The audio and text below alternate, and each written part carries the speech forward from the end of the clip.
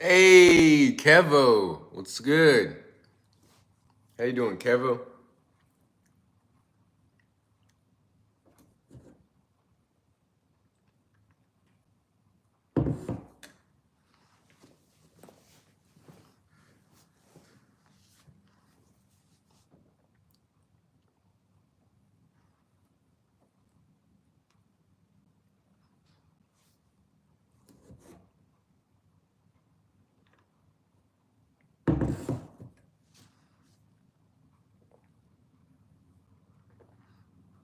Doing pull-ups. Man, I gotta get on that pull-up grind. I should probably do pull-ups on live stream. Olive, what are you doing? You're in the weight. I should, yeah, man. I've been slacking with those pull-ups. It's the weekend, so maybe I could do some pull-ups. Man. All right, after this smoothie. After this smoothie, I'll do some pull-ups.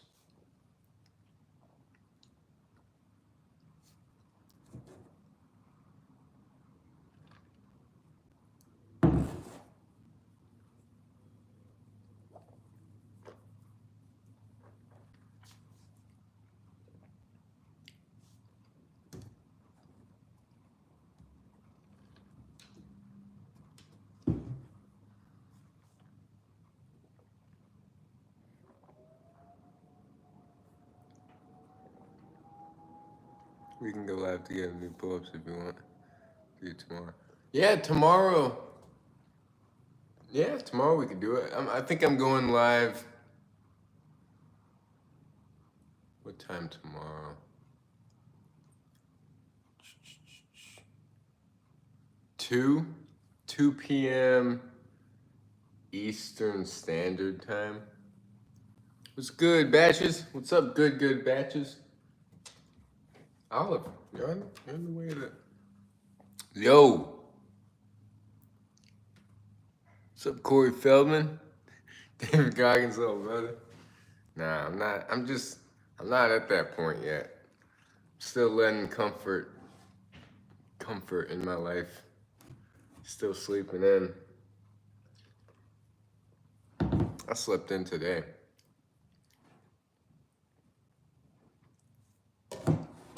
Corey Feldman. Looks like a. Who is that?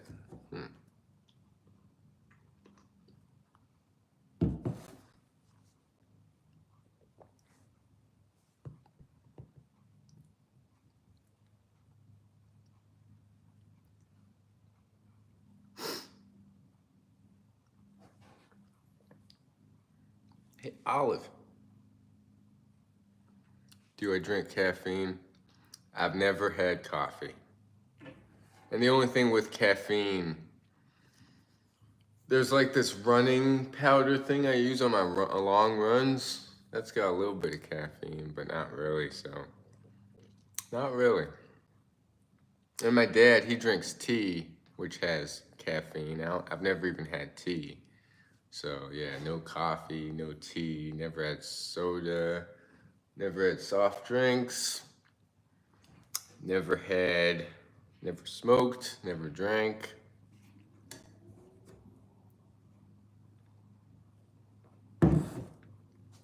But man, I'm gonna need caffeine in the 24-hour race to keep me awake.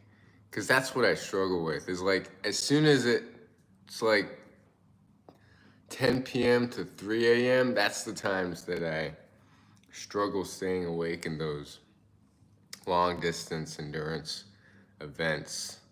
So man, the 24-hour race next Saturday, I'm gonna struggle between those hours. Usually those hours is when I quit the race and I just sleep. But fingers crossed I go the whole 24 hours. But yeah.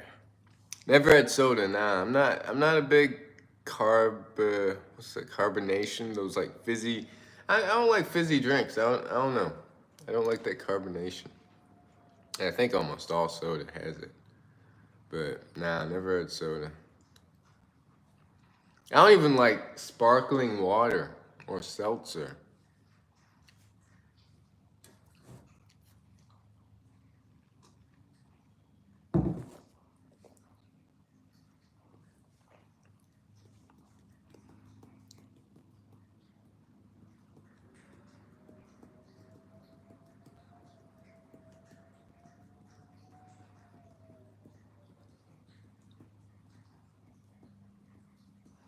It's a little chilly today.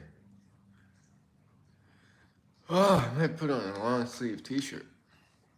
Some socks, long sleeve t-shirt, and do some pull-ups with the resistance band. I mean, the pull-ups with the little band that makes the pull-ups easier.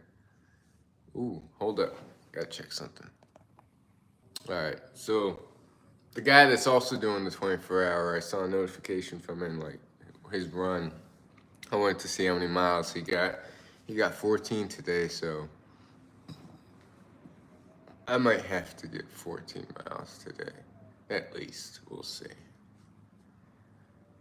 I'm getting urges from like last 2 days. Same here. I mean, these last 2 days, I've been getting some urges too. Just doing stuff I shouldn't do. So like being on my phone too long, seeing images I probably shouldn't, focusing a little too much, giving too much energy towards that things, and like it grows, right? The more we give energy, we've heard the saying, whatever we focus our energy on, it grows. So yeah, I'm right there with you. I've been getting urges also.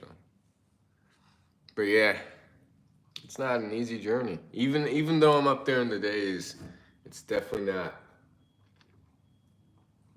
an easy journey.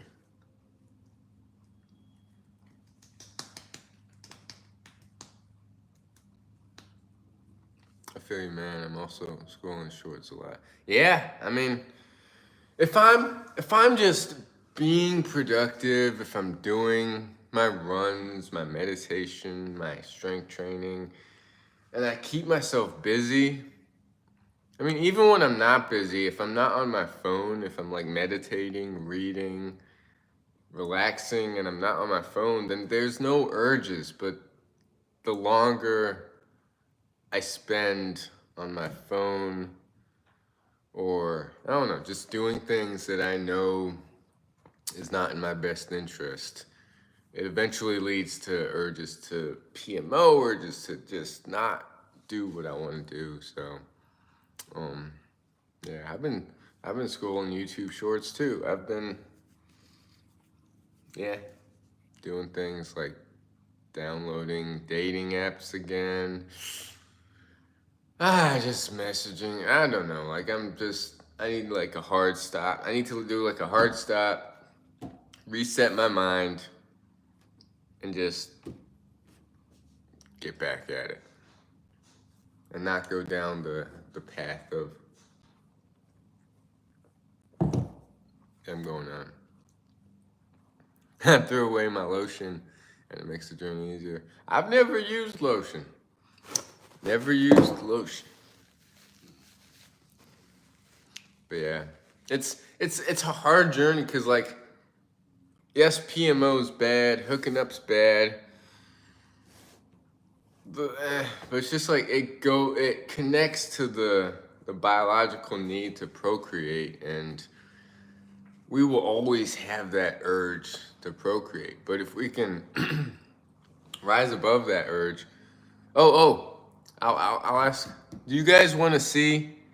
I follow these guys. I don't know if you've ever heard of the Ripper and Broly Gaines on YouTube. Swole, muscly guys. They talk about semen retention. They talk about talk about other stuff too. But we can watch this interview together with the Ripper, and they talk about semen retention and the power in it.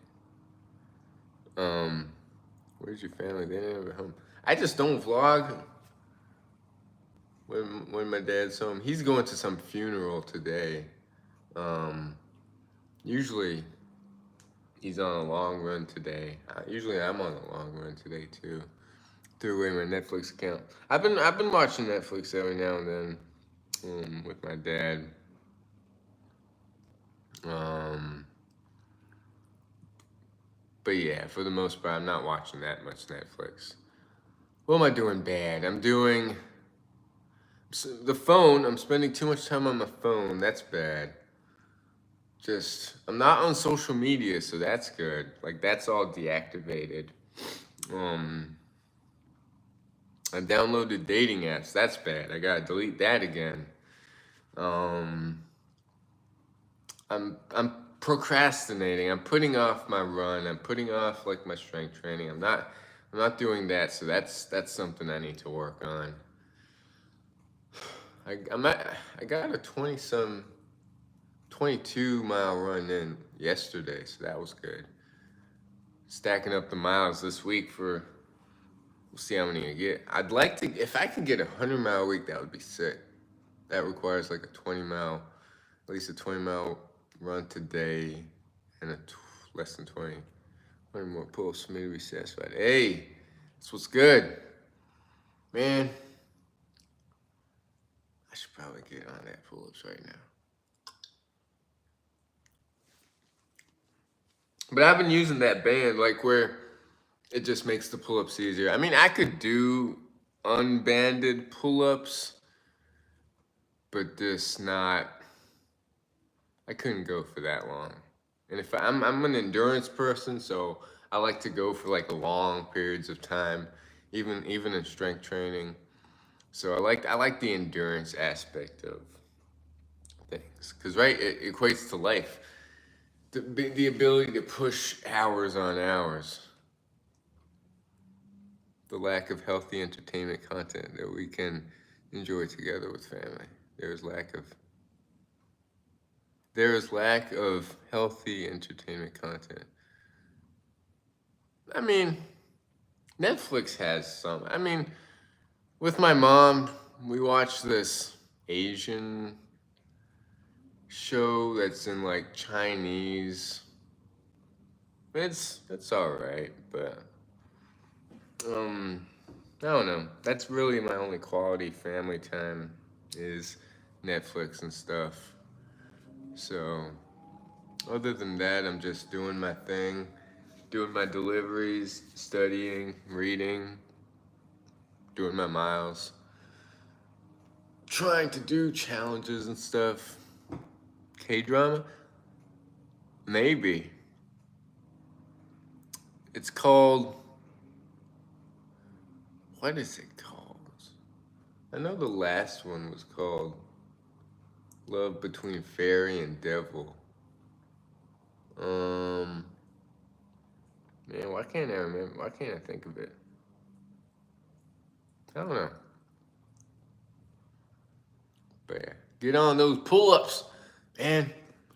Yeah, I should put my socks on and get on those pull-ups too. I'm lazy.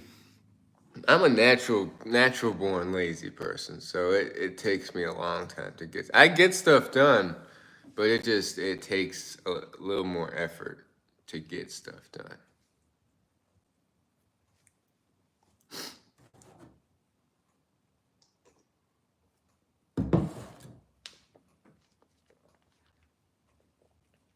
K-drama, maybe.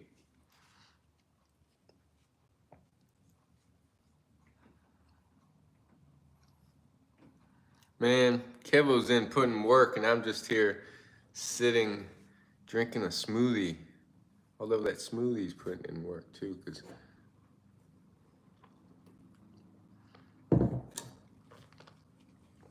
my man Kevo getting swole.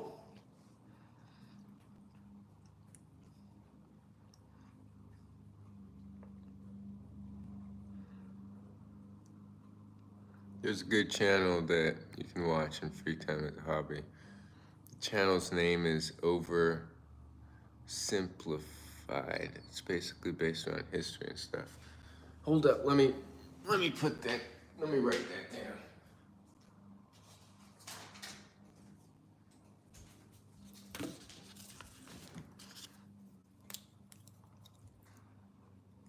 Oversimplified.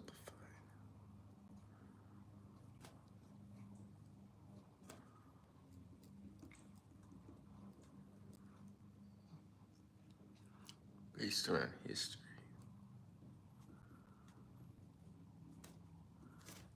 All right, I'll definitely check that out.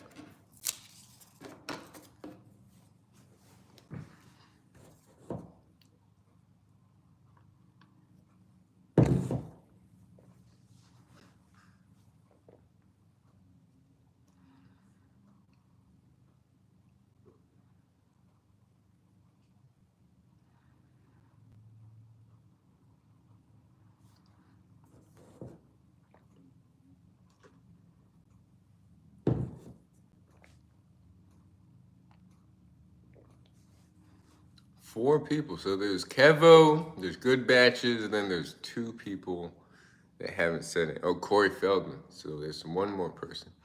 You ever traveled before? Not since I moved to the States.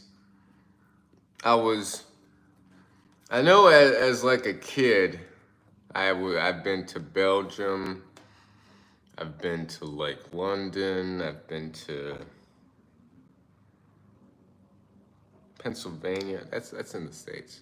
I mean, I grew up in Turkey, born in Micronesia. Then from Micronesia, I got flown to Australia. I don't remember any of it because I was like a baby. Where else have I been? I don't know. There's a flag of the Philippines. There's a flag of me as a young kid, and then like there's a background flag, a background with a flag that's from Thailand. So I don't know, but nah, not since moving to the States. How long ago was that? Summer of 7th grade. However long that was. But yeah, if I can just figure out the trading career, which not many people become traders, but if I can figure that out and make consistent money with that, hey, I'd love to travel.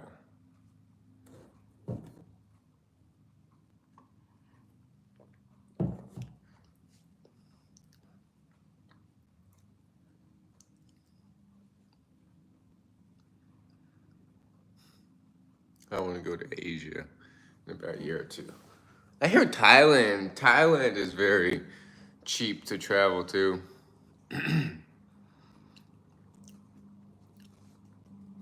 Not necessarily stock market, the Forex market, so like foreign exchange.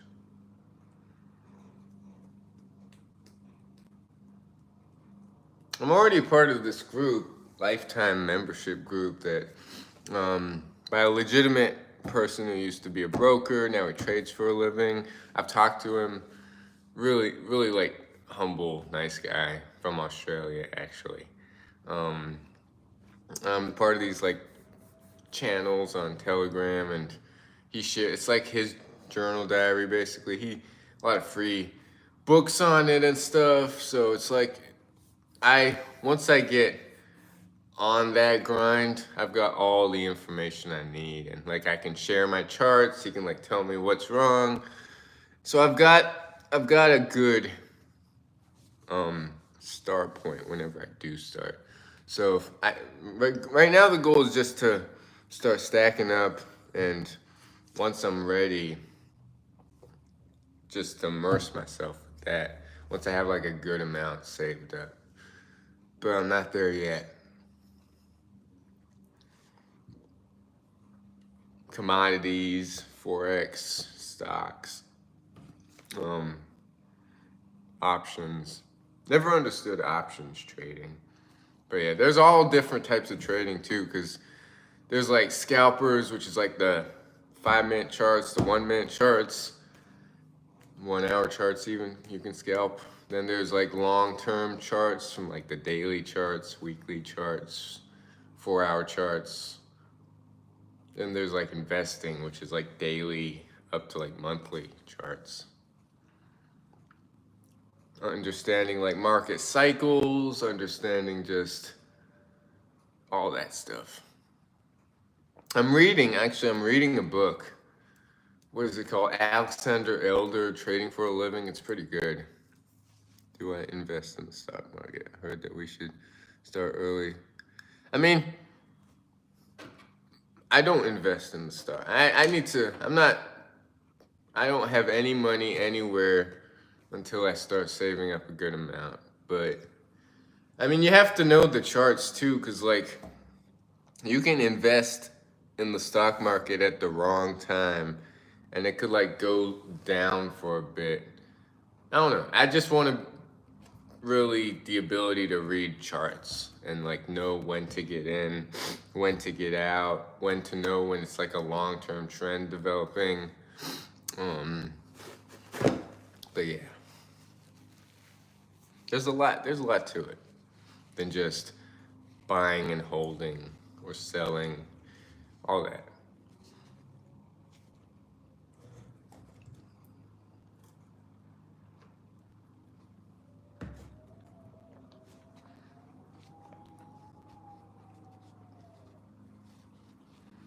Right now it's just save up, just be frugal with my money, don't spend it on much, and then just stack up for the next till June, I think. See how much I can save up till June, and then put a little bit of money in like a trading account, and yeah, just still stay save up, but start dabbling in the trades. I'm reading, yeah, just keep reading, just keep trying to think. I don't know. I've got a lot planned, and there's no room to focus on females or I don't know. I just want to focus on myself this year. Although I'm getting distracted a little bit by too many distractions like girls and lust, all that stuff. So it's a work in progress.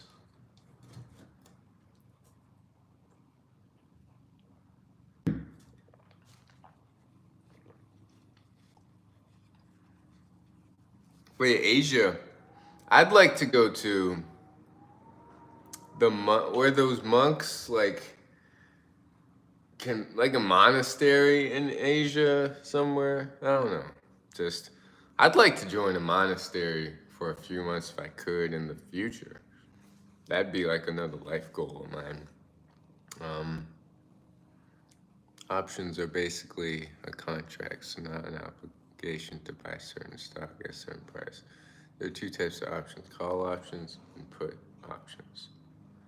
Contract. Okay, I've heard of contracts, so maybe that's part of the option thing. Yeah, buy a certain amount of contracts. Okay, yeah, that makes sense. What's a put option?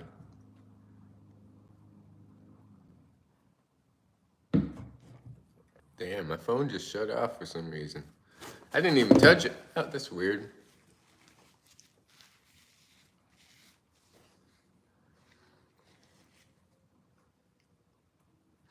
Good batches. I need some good batches with my Instacart orders. They're called batches. Corey Feldman. Is that your real name, Corey?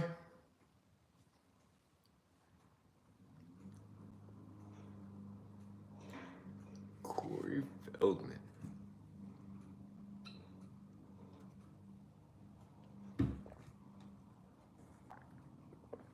It snows where you live. It's hard to drive on. Past few years, we haven't gotten too many like harsh weather conditions. It's been pretty mellow. It used to be, what is it, like 8 years ago? 8 years ago, we've had some like intense snowstorms that were pretty dangerous to drive on. But the past few years, it's been just, hardly any snow. Maybe like a day of snow, and then it'll be melted within 2 days. Oh, it's my, it's not my real name. What name is it then, Corey?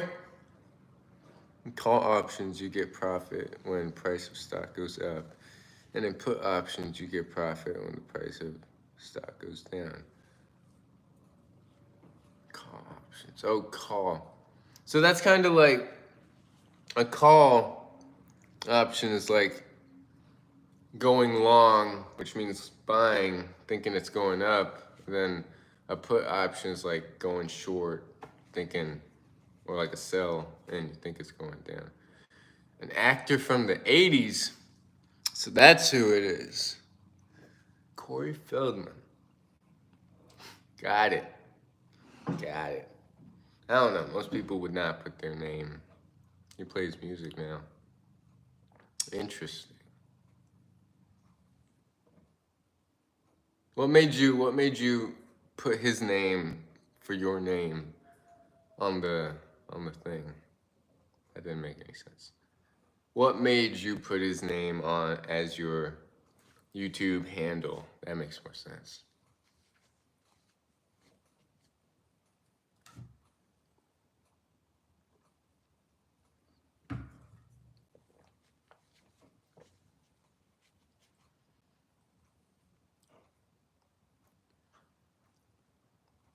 Ascension Millennium. I will look it up, but I'm planning to keep this live stream. I mean, like, upload it. So lately, if I play any song, it gets copywritten. So I'll definitely look it up. Ascension, but I can't play it on live stream. Ascension Millennium.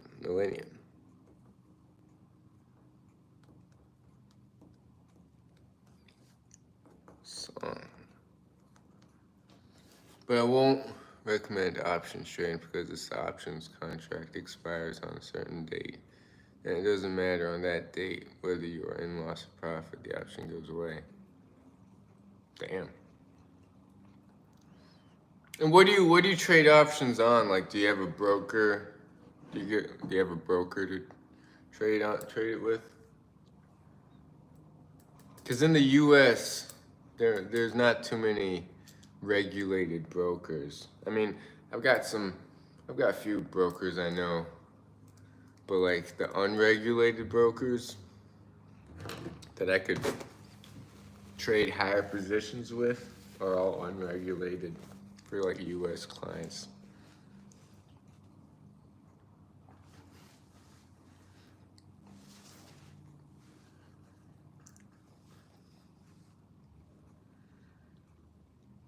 Basically, I'm in India. There are like 3 or 4 brokers I trade there.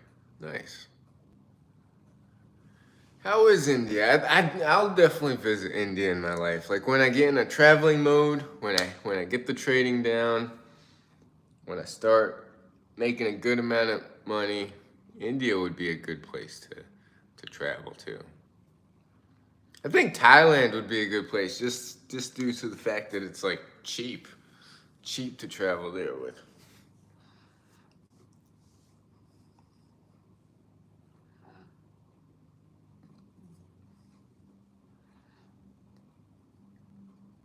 Ascension Millennium.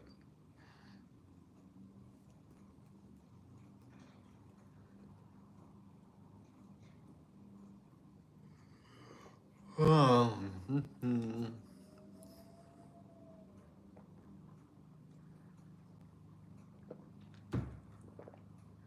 Hey, what's good, hype? That Rise t-shirt is from Ajax Unchained. Yes, sir. Years ago, this shirt. Man, I hope he comes back. He keeps saying he'll come back. He just doesn't want to be a talker. He'll come back once he starts putting in the work. But I don't know. I'd like him to come back. I've invested in mutual fund. You can also invest in index funds like NASDAQ or S&P 500.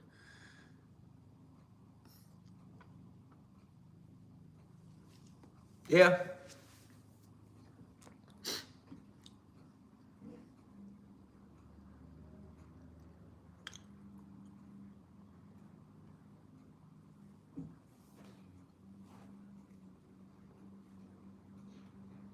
I still got the shirt. Yeah. I kept it. There's a lot of shirts that I've lost too, but this seemed to keep this shirt. But yeah, Ajax Unchained used to make no fat videos. Hasn't been active for years. Made this clothing brand called Rise.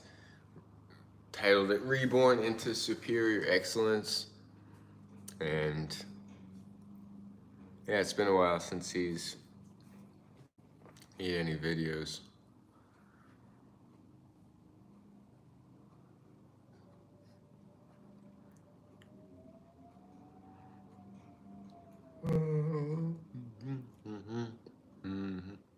Damn, I'm getting cold because of this smoothie.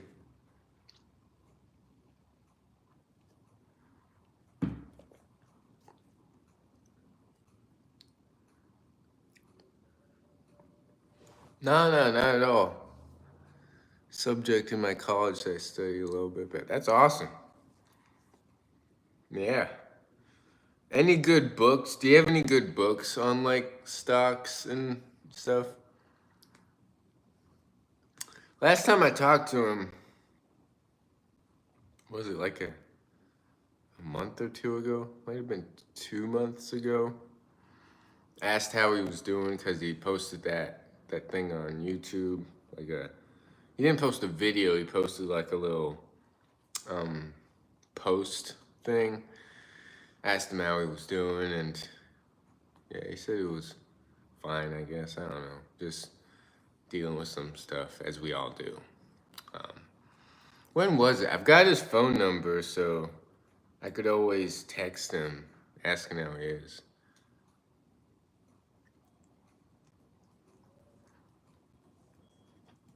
Been a while though.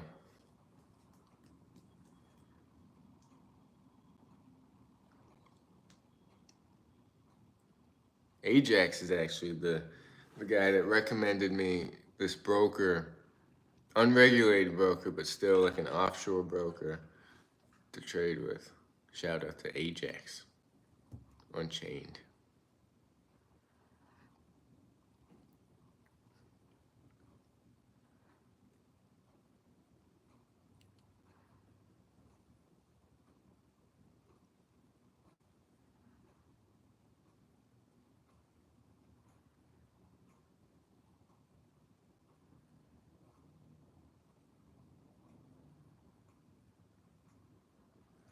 In US, I think I know one broker called JP Morgan. Yeah, JP Morgan, that's for like professional traders though. I don't know if it's like for um retail traders. You can browse the portfolio from Warren Buffett's journey. Yeah, Warren Buffett. Yeah, there's a good book with Warren Buffett. What's it called? The Snowball Effect or something? Snowball Effect. But yeah, Warren Buffett's a good one. There's a book. Yeah, The Snowball Effect. Where I work, there's there's that book, and I picked it up and read a few pages. Pretty good. Um, might need to read that after. Um, this is the biggest streak you've been on. Yeah, and there's days where it's like the streak is the only thing keeping me going, because there have been days where I've wanted to just break that streak. So, yes, the biggest streak I've been on. I think 100 days was the most I ever went. So, being on what day am I on? 125 is every day is like uncharted waters. Every day is just like it's become like the new norm, right? Like I've forgotten how it feels to release or to relapse or to hook up or to do all that. So I just have to remind myself every day like why I'm on this journey, cuz I know if I release, if I bust, if I hook up, it'll just like that guilt and shame is just going to come back to me, and it's not going to make me feel good. I would advise against unreg because of frauds and profit. Yeah, I get that. I get that. I have a regulated broker right now, um, but I can't really like size up the positions unless my account's huge. Which is what's my broker name? Why can't I? Oanda, OANDA. That's a regulated broker that I have. And Forex.com is a regulated broker. Um, yeah, and plus, like the options I have with hooking up were just people I'm not attracted to, and people who are just like, I don't know, not on my wavelength, not who I'm attracted to. It's just more so a release thing, and it's just it never made me feel good, and it was just a waste of everything. So yeah, no more hooking up because the last relapse I actually had before I got right back up was a hookup, and I felt awful.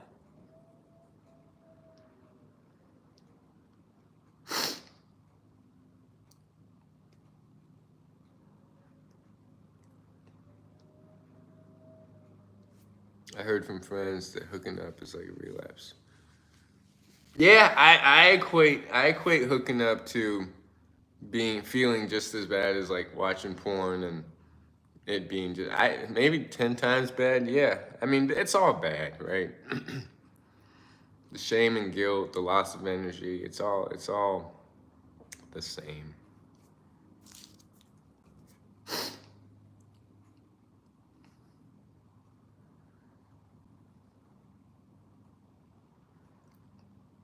To release of vital energy, it's just that shame and guilt. It's an unconscious act. It's lust. Yeah, looking for the chick, the whole thing is going in the wrong direction.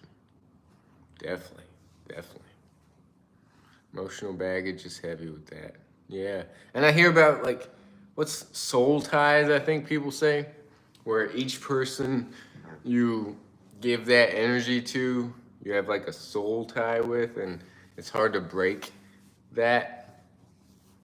Um, so yeah, I'm done giving my energy to people that don't deserve it. I gotta keep that energy to myself, cultivate it to my goals and all that stuff. So, bum, bum. What's up? Hey, bumbo. What picture is that? Looks like a I don't know what that is. Yeah, that's very true. I've heard that also. Yeah, and it makes sense. Makes sense on like an energetic, spiritual sense. A samurai. Hey, I love samurais. Um, did you ever get stalked by the girls you hooked up? But nah. Went back from the walk. Beautiful nature. Hey, it's a beautiful day today. I should probably get my run in before it gets dark. I like the solitude and peace of like the dark though, because there's less people. I don't know. But I probably should get my run in outside today.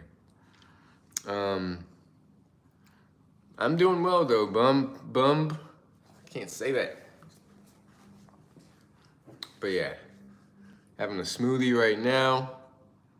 Um, hey, just relaxing. Just bumb. Just bumb. Keep thinking it's like it's short for like bumble or bumblebee. Bum just like sounds so short. Anyways, by the way, I think the monk place that you were trying to remember is Tibet. Yeah, Tibet. Yeah, Tibet would be a good place. Or like I watched this documentary a while ago on like Wu Wei and the Tao. I think there was one place in China. No, not China. Maybe I don't know where it was like a lot of nature and they were doing Tai Chi. Tai Chi is a practice I'd like to learn. People on YouTube say that you shouldn't count, fat days to not create pressure. I think um, everybody goes about this journey in different ways, and you can't say one thing works for someone and another thing doesn't work for someone. It's so like people always think it's black and white. It's like don't count the days, make the days count. They have all these like sayings, and I mean it makes sense, right? But for me, counting the days, it puts it in the forefront of my mind where I'm less likely to lead. Like if I'm not counting the days, then it's just my mind is more likely to go to unconscious habits and acts, and one of them being PMO and releasing. So if I'm not conscious about not releasing and being on no fap, then it's automatically going to want to relapse. And plus, the added days put more pressure on me to not relapse. It's like another tool. It's like if I'm up there in the days and I have this urge and I don't want to lose the streak, that's one thing that's going to keep me from relapsing. Plus the form of accountability of, I don't know, like I would not be this high up there in the days if I did not count the days. Like it helps me. And I know that if I were to relapse, I'd get right back up because I'm also counting the days in the long run. Like I'm counting how many times I've relapsed in 300 plus days. So like the long-term results. I think I've relapsed like 33 times and it's like 300 plus days. So I'm always looking at like the like my perspective, right? If I relapse, that's one missed day. That's 34 days in what am I trying to say? Like the bigger picture of like I'm releasing less. I'm having more days that I've not busted. So that's just for me. It's not like I start right over from square one when I release. It just counting days gives me a greater perspective and a greater accountability to keep going. A sense of reward and a sense of progression. It's not like I'm focusing on it every day. Focusing on my like now I want a big streak of like, yeah, you relapse like 10% of the time. Not bad at all. Yeah, what did I say was my last? Because I've been counting since last June, end of June, the entire like relapses and retentions and long term. Like I've got right back up with every relapse. I didn't binge. I haven't binged in forever. 10% of the time. Not bad at all. Exactly. Exactly. It didn't create like a binge effect.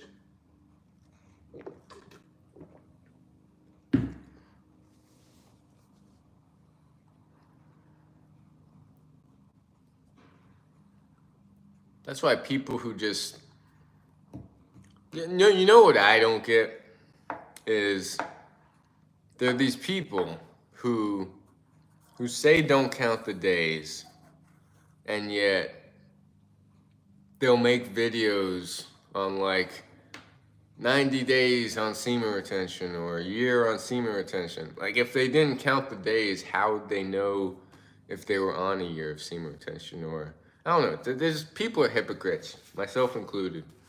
But I don't know. Just I think people should just know that everybody's different. What works for one person might not work for another. It's not all black and white. I binged twice before taking on my next streak. Hey, the earlier you get back up, the better it is. I think the facial thing, the skin, I just have to wash my face more and just eat less processed stuff, which I don't eat that much, but I think wash my face more, which I don't do enough of, hardly any. But yeah, just splash water on my face throughout the day would be ideal, but that's where the skin thing is going to come into play. I don't think semen retention does much for that. Skin's going, I don't know. I mean, maybe. Who knows?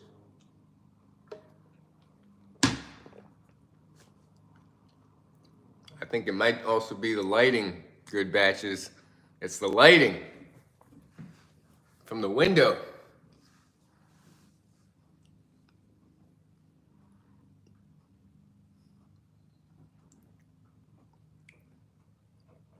Yeah, no binging. Binging's the worst. I think out of everything on this nofap journey, if you can figure out how to not binge, that's like the main thing. If you can not binge over time, the streak is gonna get bigger and bigger.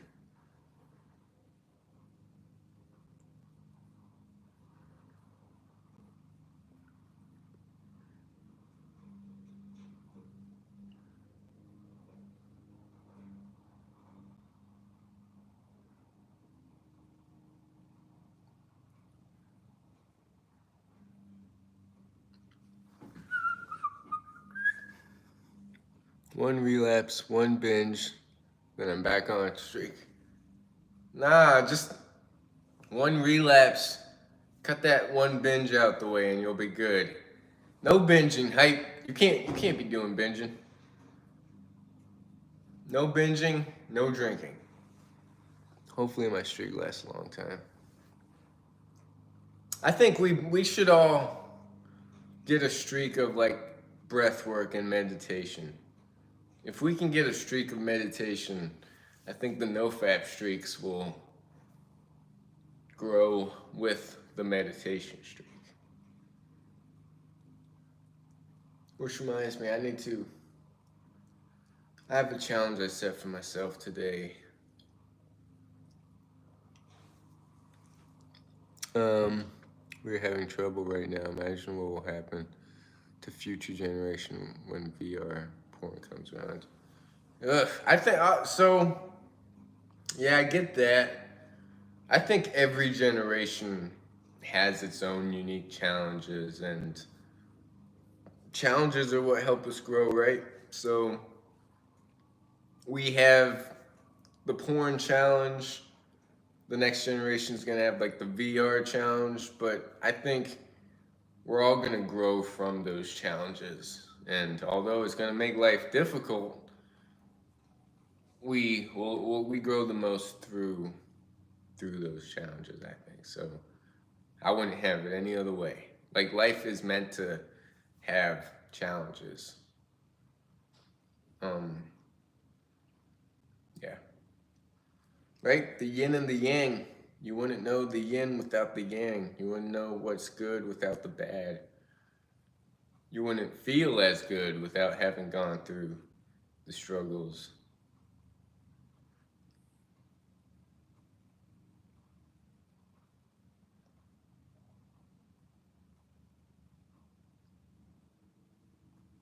Hey, I got 4 people. 4 people and 3 likes. Appreciate you all being on this live stream. True, I agree. Many people do know about nofap now compared to so. That's true. That's true. I remember years ago, I was one of the original people talking about my nofap journey. There weren't too many people, and now it's like it's exploded. There's way too many people talking about nofap now. There's like everybody, and a lot of channels have just grown because of nofap. And I wish I kept my channel back in the day. I would have had a lot of subscribers, but I deleted it. I've deleted countless ones. I'm not deleting this channel though. This channel is gonna be just my daily channel, daily life. Even if I relapse, which I won't.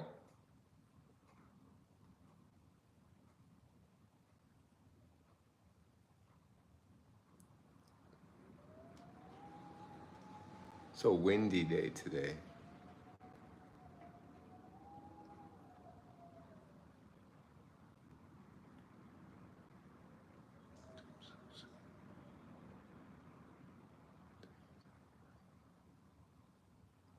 Uh, wish I had my channel first 30 days straight.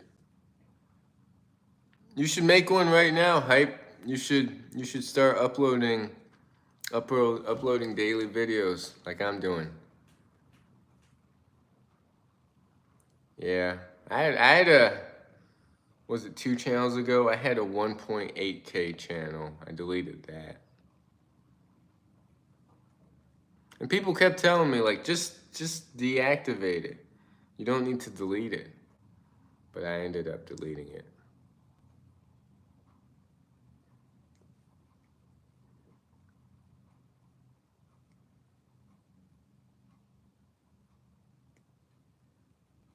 Hey, but the good thing is like we know about it.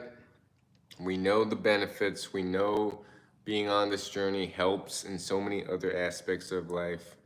There's so many people that are unaware of it, so we're already ahead of the masses just by knowing that it's an important tool to have.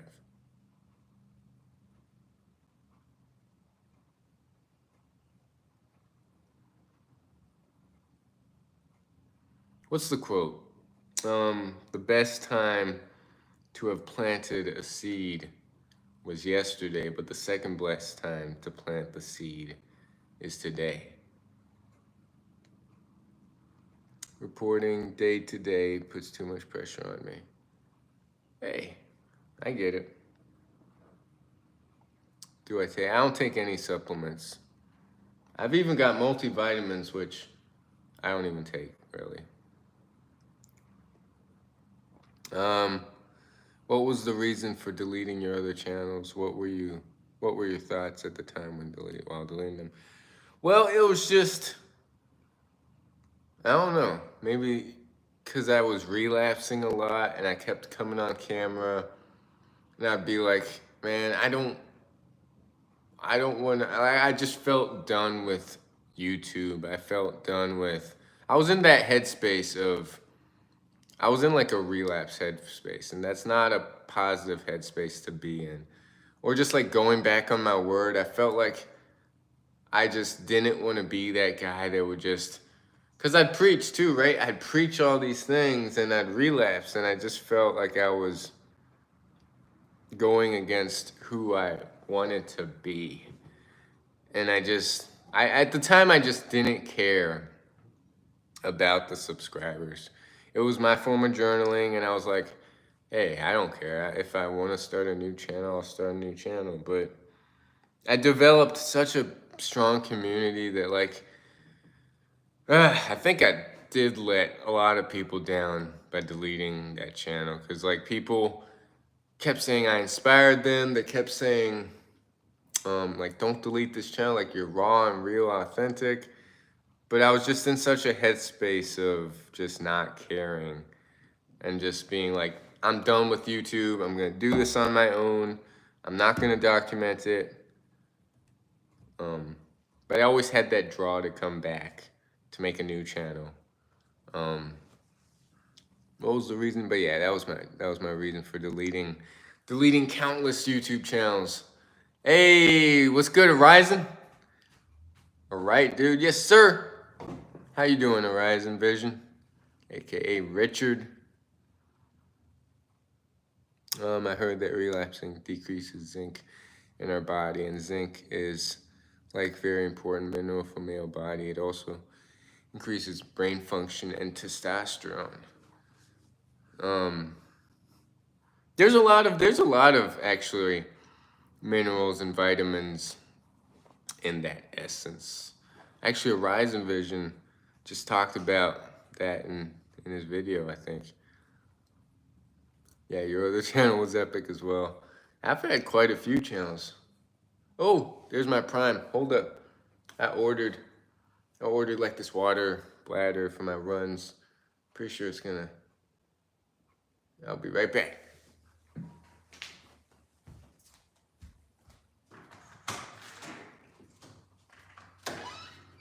Hi, thank you. Have a great day.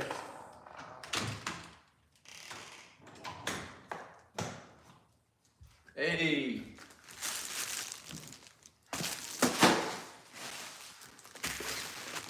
I'm having a workout after a bit of Xbox. Hey, it's a relaxing day today. I don't blame you. I need to do a workout too. Deja vu. Yeah, I remember. Yeah, you did get a package. Hey, yeah. This is like a water bladder thing for my runs, my long runs. But yeah, that's right. You did have that in your video. Remember back then when the Asian dude mentioned you? Yeah, what was his name? The rapper guy. Yeah, he made some good videos. Man, I miss a lot of people who used to vlog. Like the OG, the long term. What was his name? Yeah, man. That was awesome. I miss certain people that used to vlog. The new people are all right. Not trying to be mean, but man, back in the day was epic.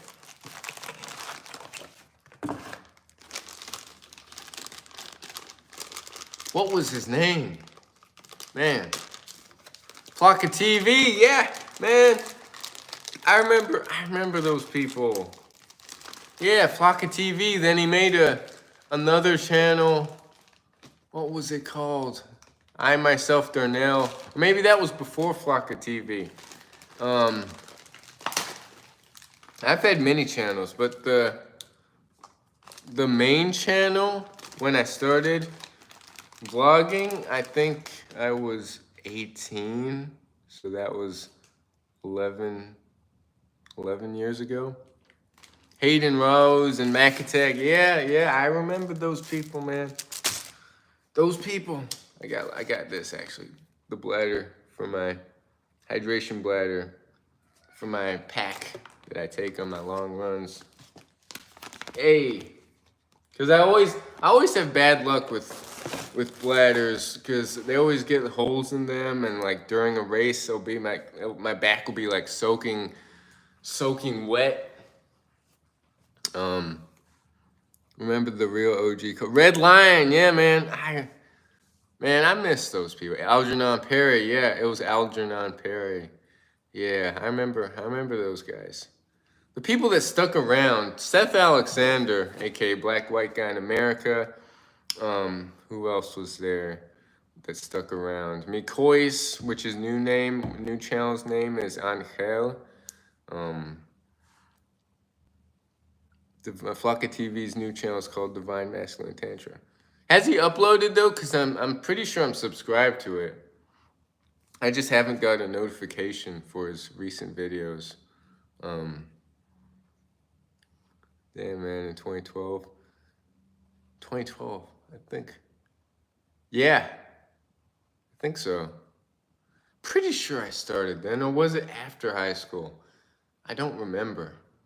Maybe it was after, because I graduated in 2013, so it might have been after. Was it in high school? I don't remember. I really don't. It was such a long time ago. I know it was no later than I graduated. No later than 20. Olive, what are you doing? What does that do, bro? Is that like a movable water bottle? It's so you fill it up with water and then you put it in like this. I got many packs. I'll show you it.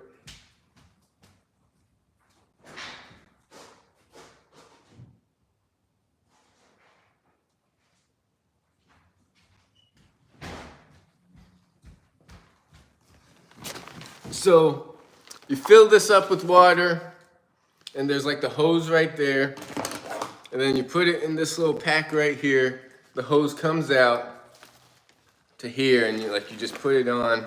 You can fill these pockets with applesauces, baby foods, whatever you want for like the long runs, and just like wear it like a pack, and then when you get thirsty, sip it from the hose. And yeah, it goes in like these run vest pack things.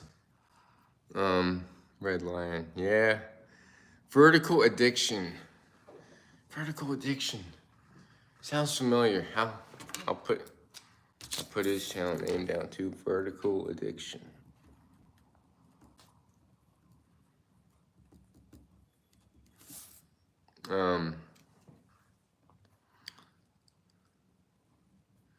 Your channel would have blew up. Plus, it might have helped many guys.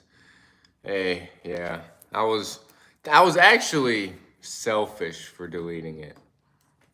I should have done what a lot of people said was deactivate it if I really felt like getting off of it, but I didn't listen to them. I was in just the headspace of just like, I just want to start over with everything. It's the whole start over mentality when someone relapses. It's like, whenever I would relapse, I would get in this mindset of, okay, now I'm just going to go hard. I'm going to do all my habits. I'm going to get rid of everything bad in my life, like an all or nothing kind of mindset, which never worked, but hopefully this channel grows. We'll see. That's neat. Very handy to have, especially during summer. Vertical addiction is a Swedish Iceman. He talks after Wim Hof. I'm a great guy, and he also is plant-based vegan. And he's also plant-based vegan. Hey, I'll definitely check him out if I haven't already, which I don't remember who I'm subscribed to. I'm subscribed to way too many people. But the main people like that I like getting updates from, I put the little notification bell so I can watch their channels. Other than that, like the whole subscription, like who I'm subscribed to, I don't really check that page out much. No problem, brother. This issue still persists. Your journey can help many people now and in the future. Plus, I've never seen anyone go do a daily no-fap semen retention for a whole year, or like daily uploads for a whole year. Like I've seen people make videos after they hit a year or by monthly basis, but I've never seen anyone like document their whole journey daily. So I was like, hey, I could do that. So I'm doing it. There's a guy called the Dickerson Brothers, the Dickerson Brothers. He's doing it. Johan's doing it. No problem, brother. This issue. Oh yeah, I read that. I would have relapsed if I didn't continue my journey watching you. Hey, that means a lot. Bitch, you ever heard of Trish Lee? Is that woman who is like a doctor who discusses like porn addiction and stuff? I think that's who she is. I don't know. Same here. I see a video I like and subscribe. Vertical addiction was like the reason I went full. Hey, that's awesome. That's what's up. So you're saying that I wasn't the reason you went vegan. It was vertical addiction that went vegan. Anyways, I'm just kidding. Okay, yeah, Trish Lee. I think I've heard of her. There's another person. What's her name? Man, why can't I come up with names today? But yeah, she does a podcast on like all things like that. I saw her videos. Trish Lee, yeah, I don't know. I'm not a big doctor person or like educational, intellectual type people. Olive, what are you doing? Hey, I got 5 people watching me now.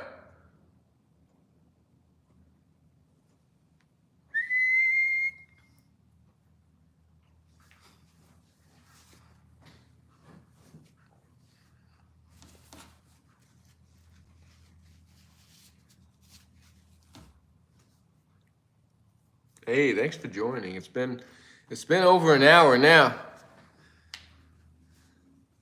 An hour and 6 minutes. What time is it where everybody's at? What time is it over there in the UK, Horizon Vision? Horizon Vision?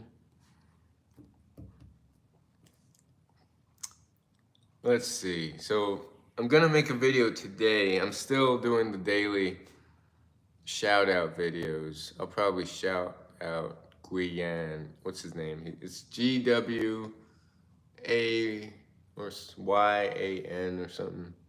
I'll shout him out today. He just reached 1,000 subscribers. 11:15 p.m. here in India.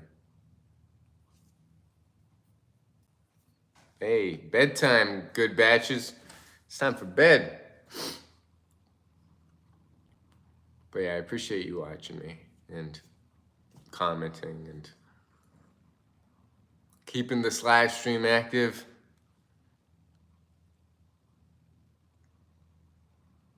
Where in India are you, good batches?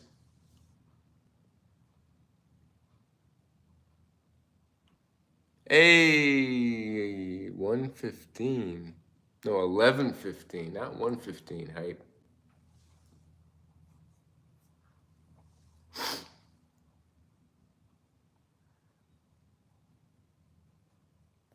$11:15.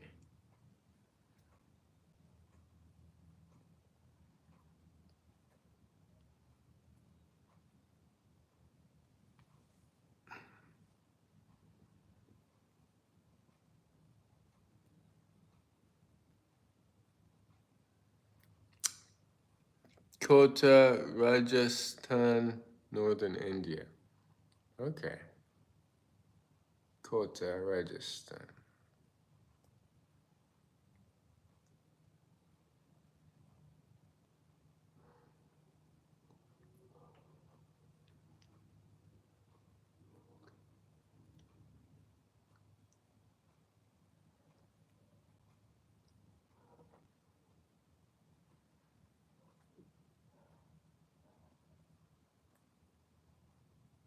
Only day 8, no fap. Struggling trying to line up college tours to keep me in the public.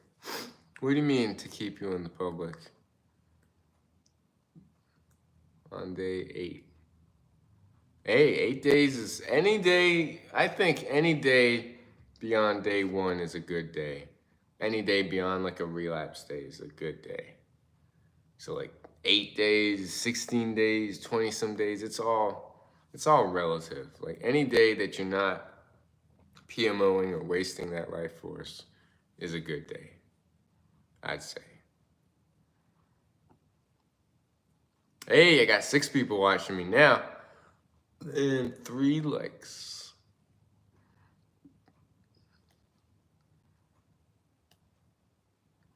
What is Hype's longest streak? I think he went like 4 months, was it? Pretty sure. I don't know. I don't remember. I gotta stay public. Oh, I get that. Get outside, Hype. Be around. I think, yeah, there's no way to relapse if you're outside. Unless you're seriously addicted. 3 years and 2 months. Hey, that's what's up. 3 years and 2 months. We'll see if I can get to 3 years and 2 months. 6. I got 6 people watching.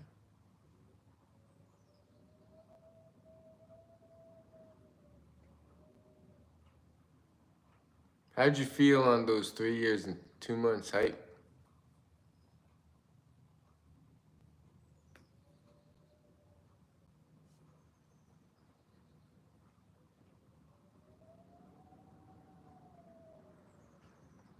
Windy day. Just kept going. Yeah, that's a long streak right there.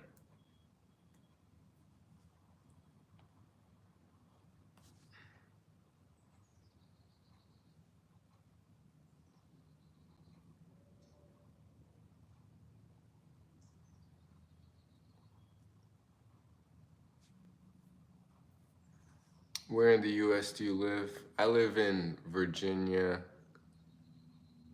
got a lot of great hiking areas in Virginia. But yet it's also a 3 hour drive to Virginia Beach. So there is a beach 3 to 4 hours away. It was cool, liked a lot of girls, but didn't make no moves. Shaking my head.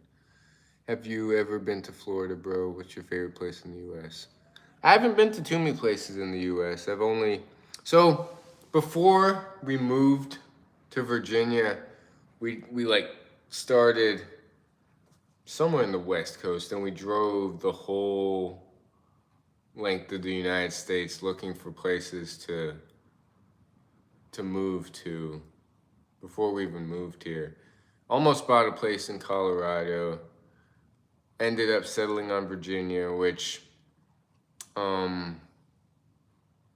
my sister was living at the time. She's back here, but then she moved to New York City, so we visited her. So I've been to New York City. I've been to Virginia. Where else have I been? Not. I think that's really the only places. Then, of course, traveling across the United States. So Arizona, some sort of springs, maybe, I don't know. Southern, wherever UVA is that Southern Virginia? I don't know. It's not where the Hicks are.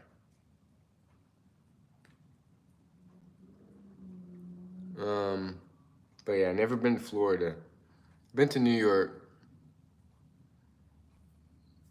UVA, where the big college town of UVA.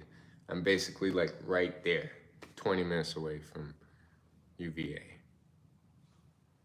I'm guessing maybe it's Southern Virginia. I don't know.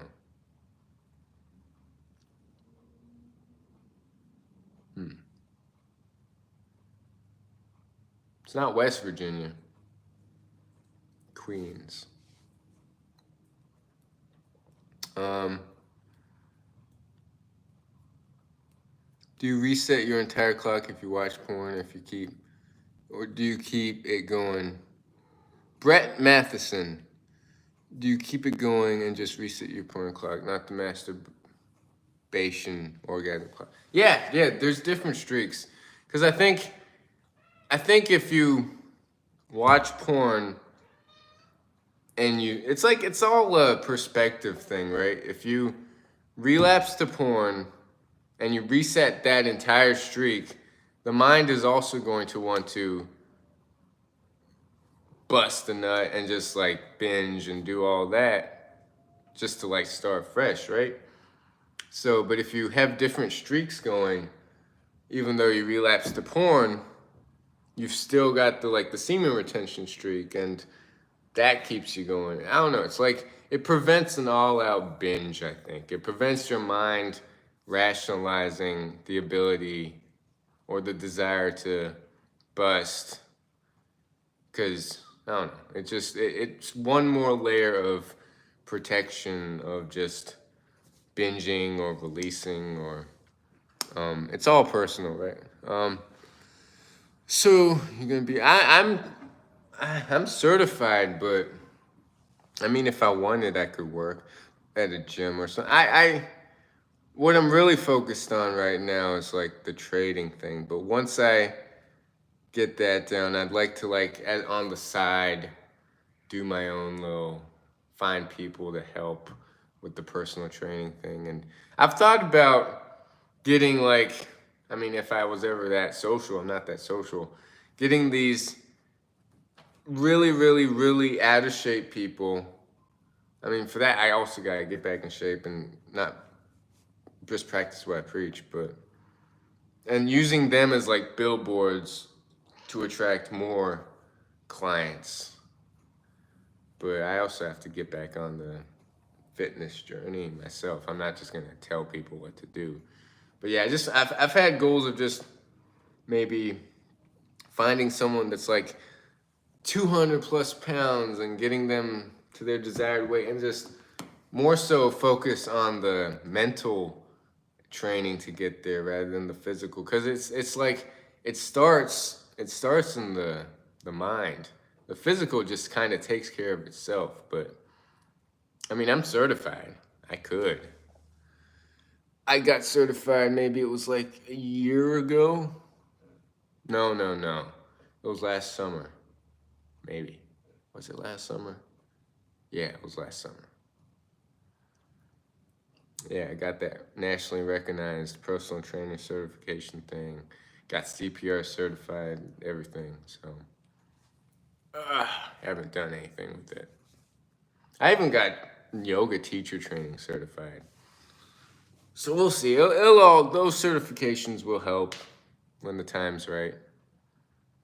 Um, but yeah, if you can get your mindset down, you don't need a trainer.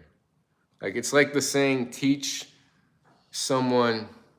I'd rather teach someone the ability to fish than to give them the fish. So like to teach someone to fish for themselves rather than being like a crutch and them depending on you for everything. Not sure where I'm going with that. But yeah, mindset's everything. Which it's the hardest thing to do because like the mind is always going to want to seek comfort. It's going to want to seek pleasures. It's going to want to seek short, instant gratifications. We're constantly at battle with our own minds.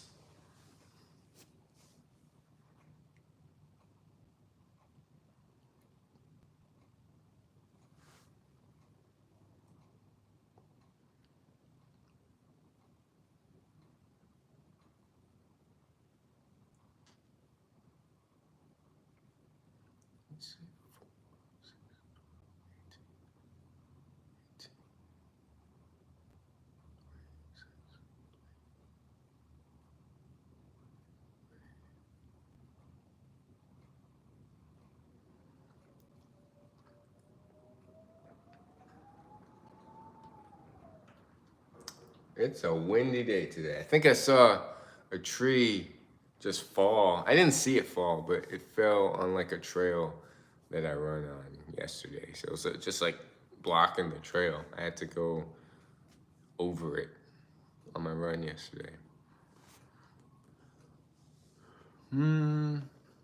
Olive. Olive. She looks like an Oreo though. Yeah. There's Olive. Olive. Gotta go, brothers. Have a sleep. Well, thank you for joining Good Batches, and I'll see you around. And I appreciate you stopping by and everything. I'm grateful for you. I'm grateful for you, Oreo. No, what am I saying? Good Batches. Corey, you got me saying Oreo now. She looks like an Oreo, but no, she's Olive. And she's not, I didn't give the name Olive. So I was house sitting for these people who like did wine tours in Portugal, house sitting / cat sitting. And then they just ended up giving her to me, and she's been with us ever since. Later, man. Later, hype. Oreo cookie. I used to like Oreos. I haven't had any cookies / Oreos in a long time. Right, Oreo?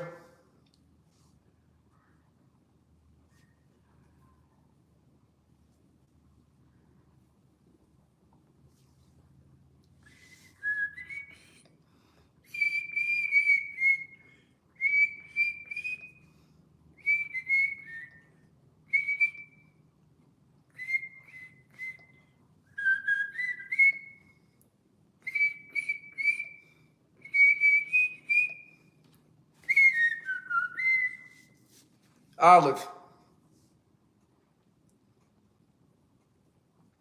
Your nails are pretty long and they hurt.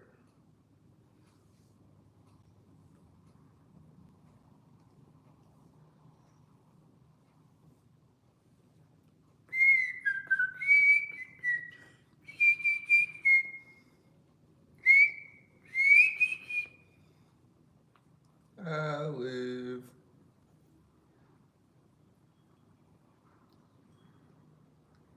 I'm outie. Catch you on the next one. Take care, hype. I appreciate you joining. And I appreciate you doing daily check-ins on the Discord too, because I've stopped doing daily check-ins. I need to get back on that daily check-in.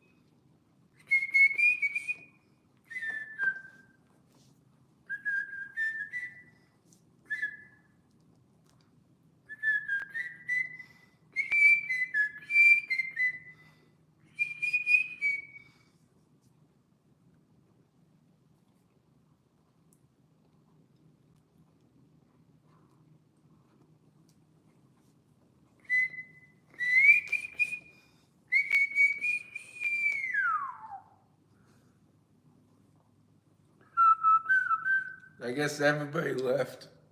There's one person that says so. Still watching.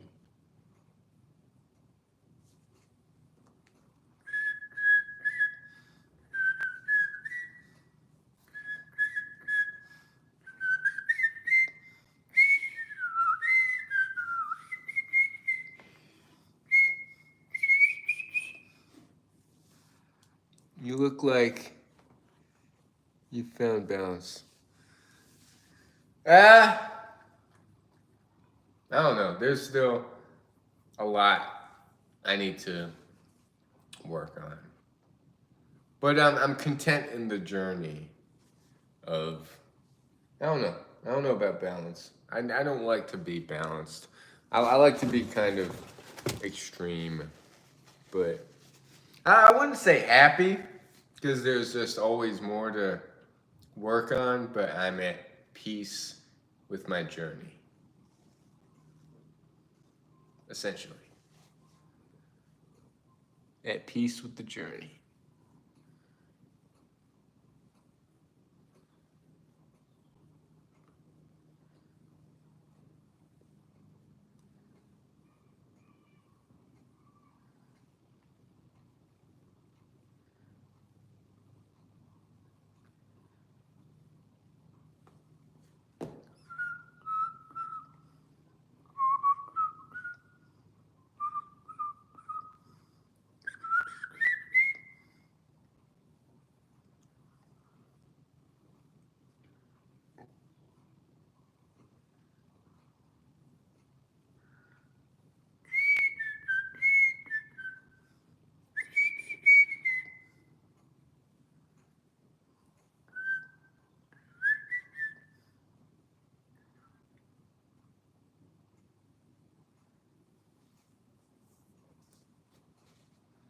Olive.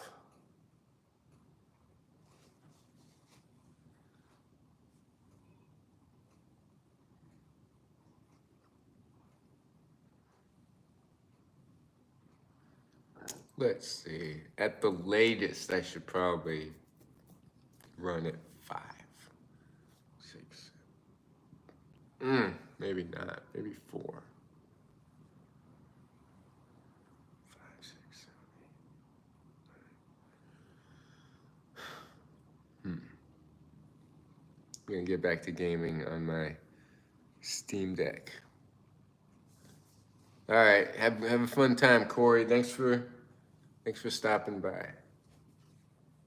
I appreciate you a lot. I appreciate everybody that watches.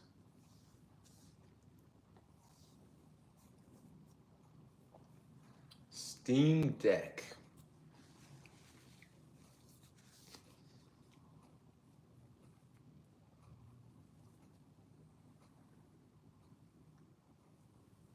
Mortal Kombat.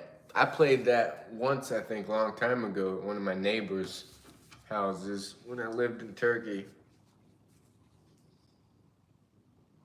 My last gaming console was a PlayStation 2, I think.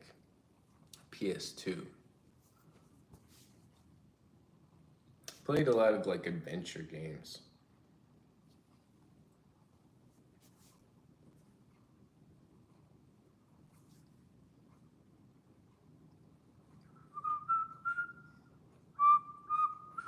You too, brother.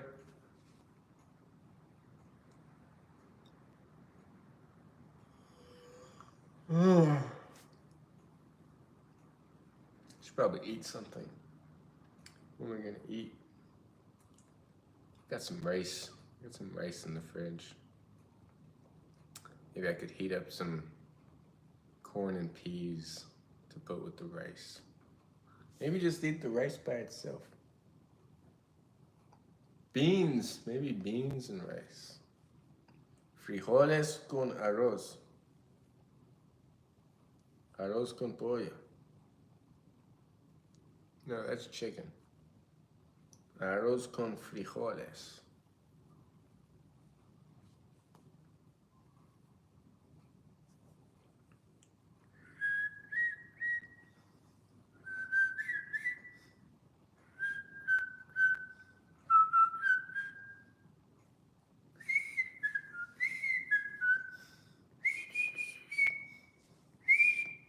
Ow, Olive, your nails. Your nails, Olive. Your nails are long. Olive, your nails. Hey, someone joined. Oh, someone left.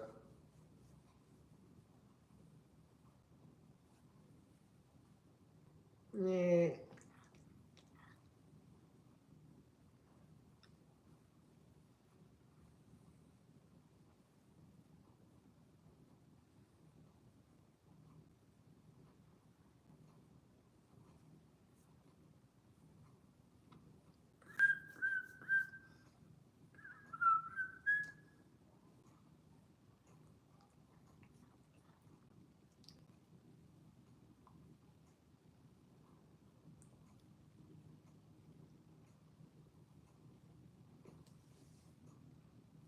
Olive, no nails.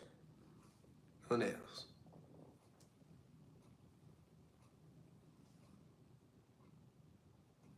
No nails, Olive. No nails. No nails. Your nails are long.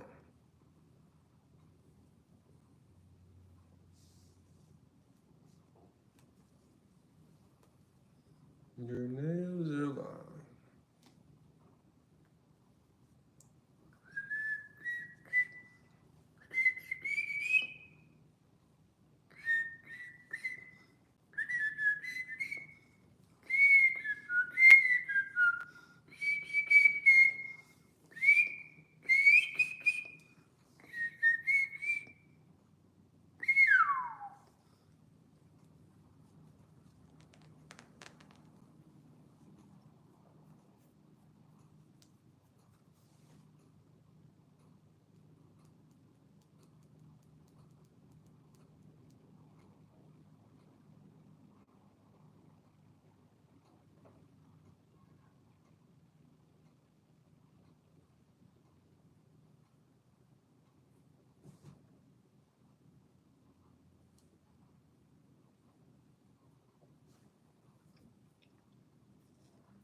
Guess it's dead right now.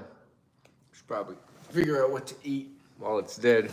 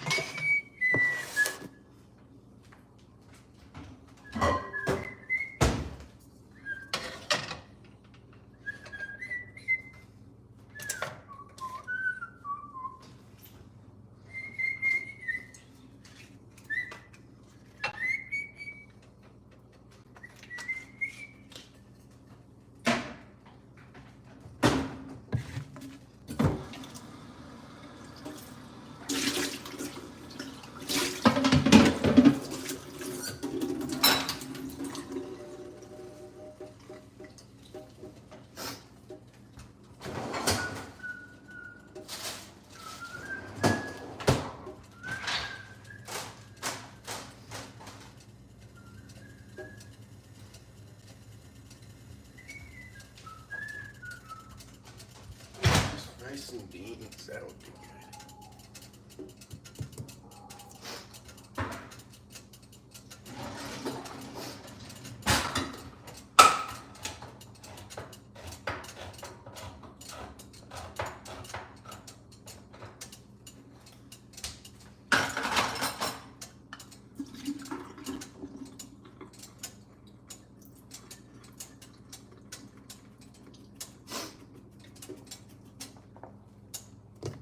Ooh, some good batches are coming. Hold up. All right. There's something wrong with this.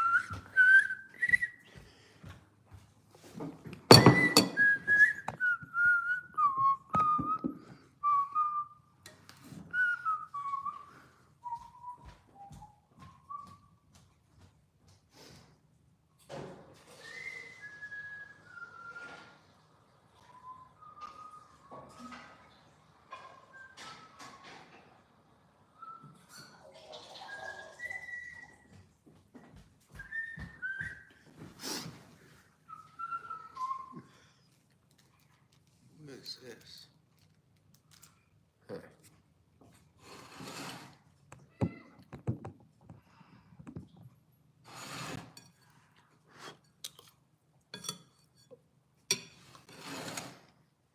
Ooh, that's hot.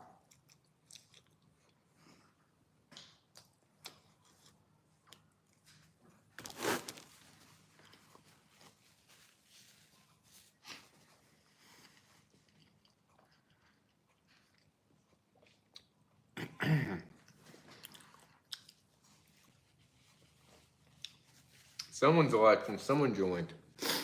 Wonder who it is. I gotta get my laptop down here.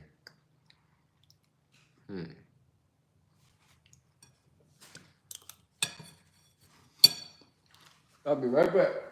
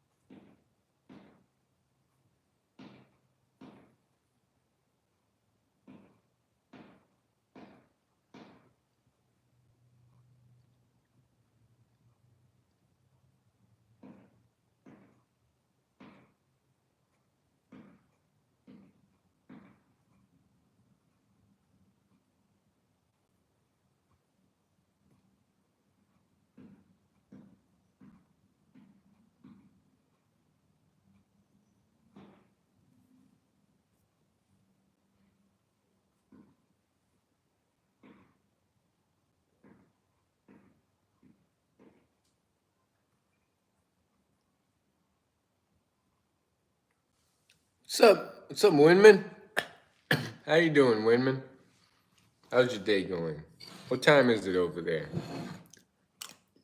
In Poland.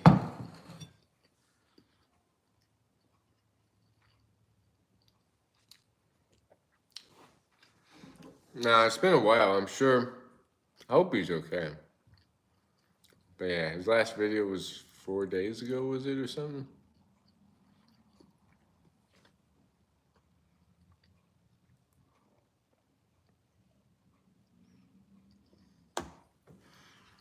Been worried about the guy at 8:40 p.m.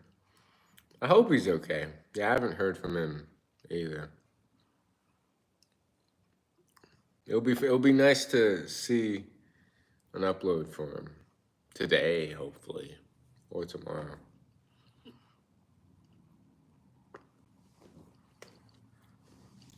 Six days. Yeah. I hope he's okay.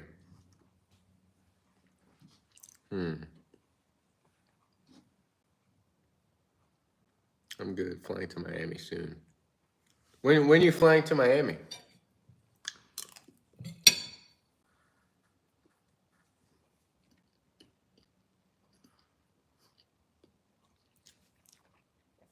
'21st. Okay. '21st. That's a day after my race, so I'll still be running by the time you fly out next Sunday. That's when my race ends, I think. Yeah, Sunday morning, if I'm still in it by then.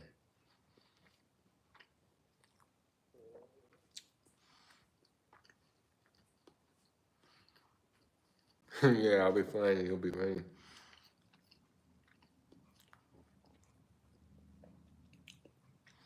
Yeah, Vlad. I hope Vlad's okay.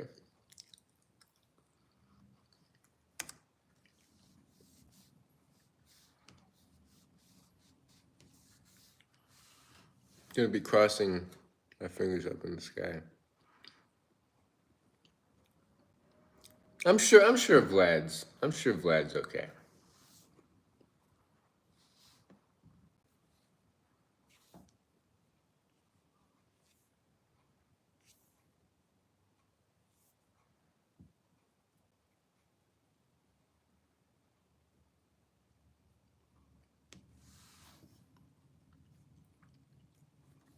It says 5 days ago was the last update. But to the day, it was 6 days ago. Yeah, I've noticed that on my videos too. It'll say like 3 days ago. But yeah, it'll actually be like 4 days ago. I love your new monk look.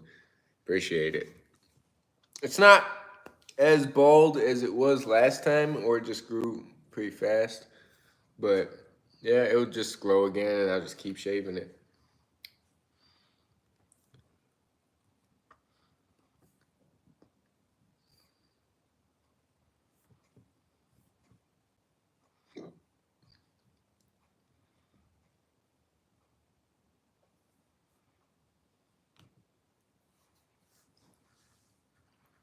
I I don't know. Had a bit of a argument with the founder, and I haven't heard from him since. So it is what it is. I'm not gonna try reaching back to him ever. Hold up, I gotta reply to this.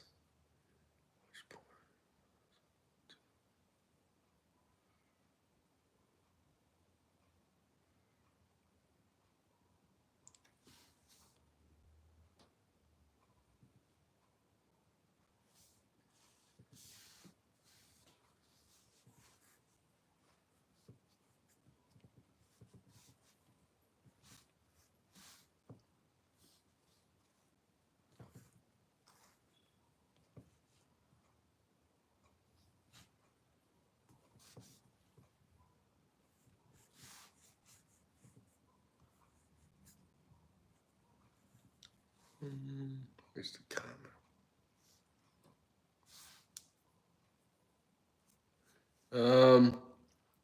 A smoothie and some rice and garbanzo beans.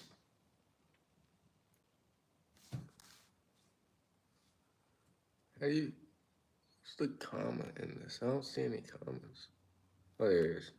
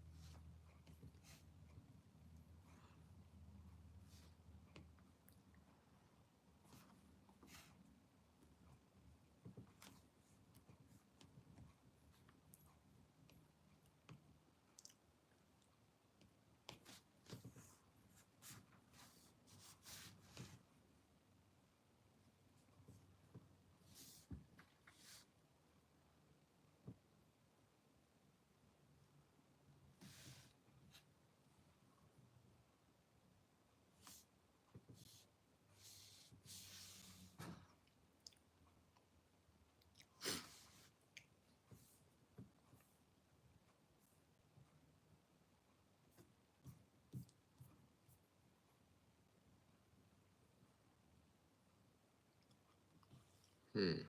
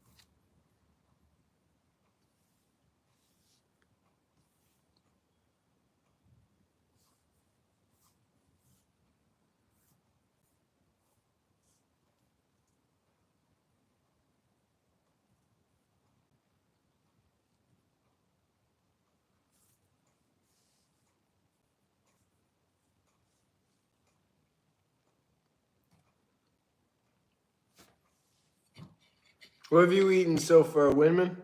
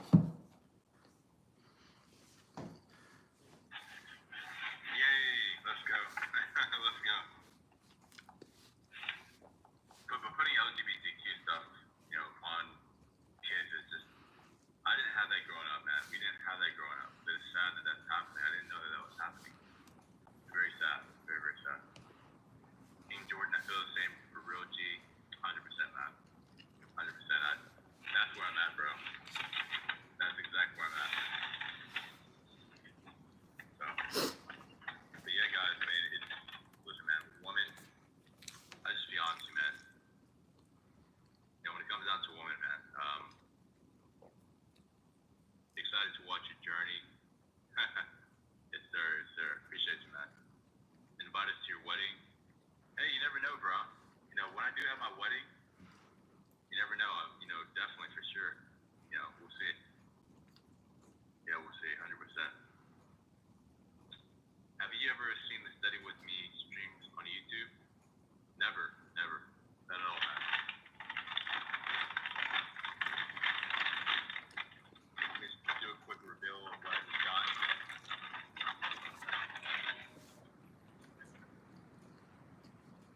Boom. I didn't know it was, bro, come on. I spent $9 on this, bro. I did not know it was only 5 pieces. I didn't know it was only 5 pieces, bro. Come on. It's crazy.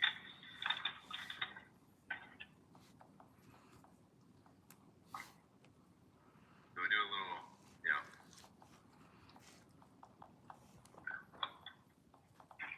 Yes, we are living in the end times. We are, man. 100%, man. We are living in the end times, bro. So, do you live with your parents or do you have your own apartment? So, Oh shit.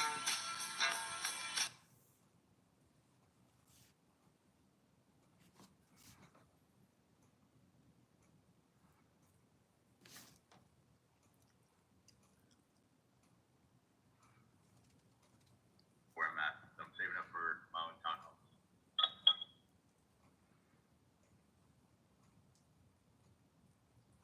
Hey, yo, yeah, the Uber Eats be getting over 100%, man. I mean, bro, I spent, $11 after tax, you know what I mean? Like, for this. Bro, I thought it was going to be like at least 12 sushis, man. They gave me 5 sushis for $11. Come on, dude. I can go to another store and get that, you know what I mean? That's just crazy. Let's see how it tastes, guys. See how it tastes. God is great, God is good. Let us looking for good bars. Well, thank you. So,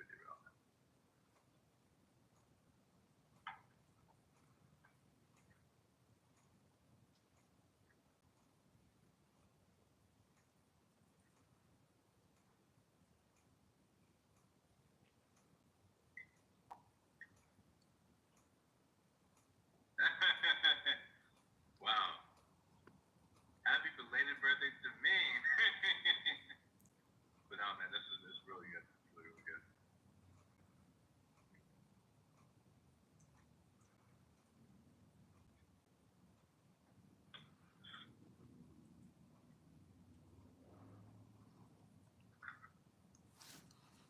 Who's on my live stream?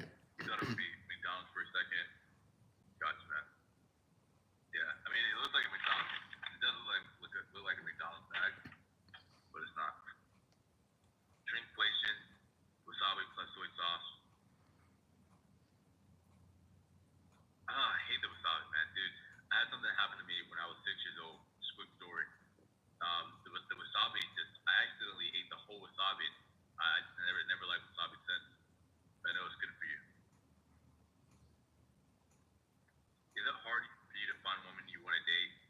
Mr. Class. Man, why do you keep asking some good questions, brother? Really? Mr. Class, why do you keep asking some good questions, man? Really? Is this your job or something? Nah, man, but listen, look. Hey, what's up? For me, I would say I want 5 plus years. Harshad So this is just some advice. Bosale. Location's also important as well. If Um, it can be hard to date, hold up, I gotta but mute go to this. like an area. At what age did you found out that this porn habit is now turned into addiction? I think I first started watching porn. I'm gonna take a wild guess and say 13. I mean, I always felt it was just wrong. I don't know. I never felt like it was good or benefiting me in any way. But it just kept escalating. Like it was something that it was very hard to stop. So I knew it was addiction early on when I'd want to stop, but I couldn't. And it just kept lasting for years. What age specifically? I'm not sure. What about you, Harshad Bosale? What age did you find out that porn is a habit and turned into an addiction?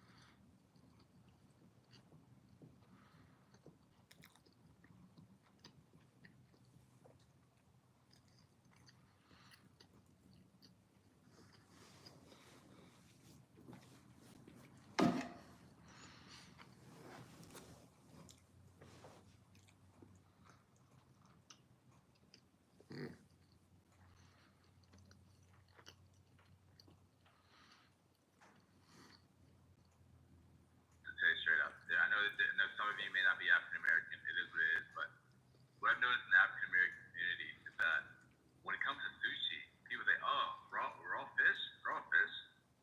Bro, it's really, really good. I promise you, man. Try it out.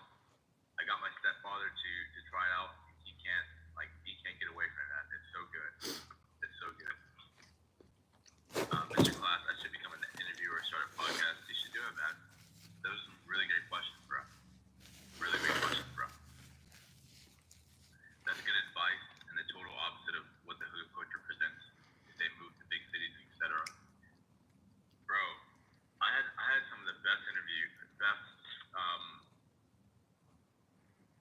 connections with women when I went to North Carolina. Okay. Now people talk about female attraction, this, that, and the third. You know what I mean? Female attraction, this, that, when you get on steamer attention. So I've been on 5 years, bro. So you would think I'd have like a bunch of female attraction towards. The truth is, man,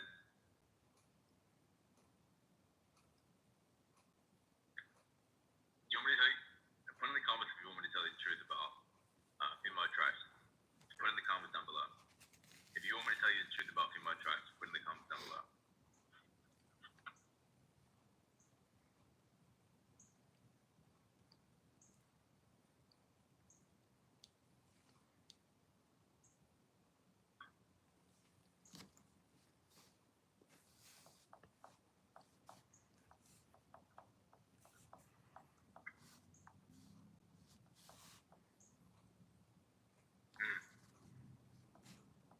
Brother, hey, listen, man. Listen, I'm sorry, bro. Get you guys some sushi. Guys, treat yourself, man. Please treat yourself, bro. If you've never tasted sushi in your entire life and you say, "Oh, it's not good, it's not good, it's fake, it's raw," do yourself a favor, man. Okay? I challenge you. This is what I challenge you. And some of you may not shake my hand. It's all good. Listen, we're in different states, but if I see you in public, I'm shaking your hand. But I'm telling you, listen, go. If you're on day 5 or day 6, whatever the case may be, go treat yourself to some sushi when you hit day 30 of no doubt. Well, it became a problem when I regularly started falling into this stuff. I was 18 at the time, now I'm 21. Definitely, like any journey. But yeah, but the truth, man. But yeah, it's better to overcome it early on than to, like, I'm 29 right now, and it's you don't want it to last for too long, because then it becomes harder to quit. Wow. Wow. That's what I can say about that. But listen, guys, the truth about female attraction. Have I had it happen to me? You know what I mean? Have I had female attraction happen to me? I have, but I've been unaware of it. I haven't had any woman come up to me and say, "Oh wow, you're so cute, this, that, and third, and this, that." Like, never had that before. You know what I mean?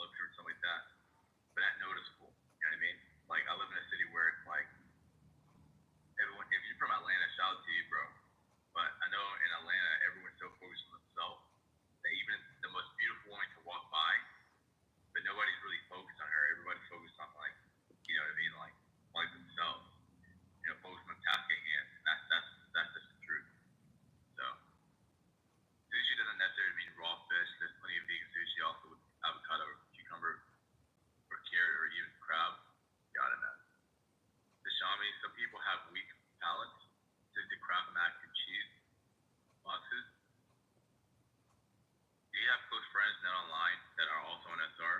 Are these people in your life where you're talking about SR? Hmm.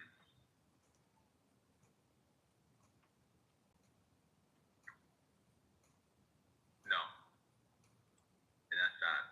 That's sad. No, I don't have any. I don't have anyone. I don't have any friends that are. I have friends that are on SR but are still like struggling. You know what I mean? But in terms of friends like who are like 6 months in, 9 months in,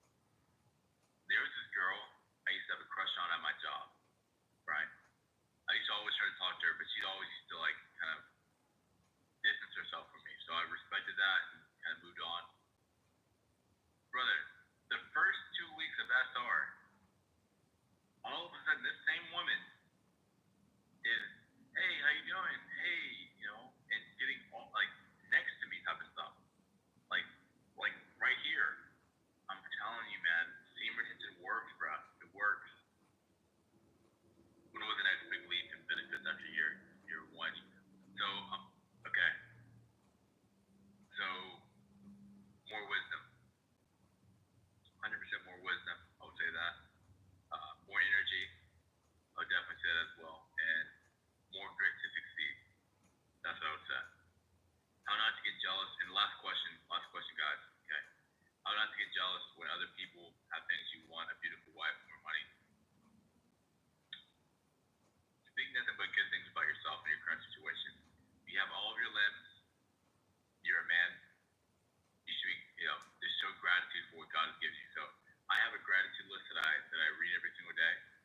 I just read that consistently, man. That has helped me out tremendously. And work hard. You know what I mean? I think when you work hard for something, like you actually succeed at it. And as long as you become 1% better every single day at your task, whether it be working out, then you'll be okay. So for me, I was at 178 pounds in September 2023. This is just last year. Okay, September, I was at 178 pounds. I now weigh 230 pounds muscular.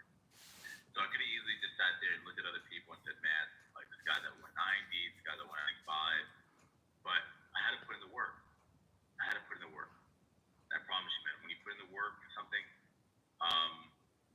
you will succeed at that 110%.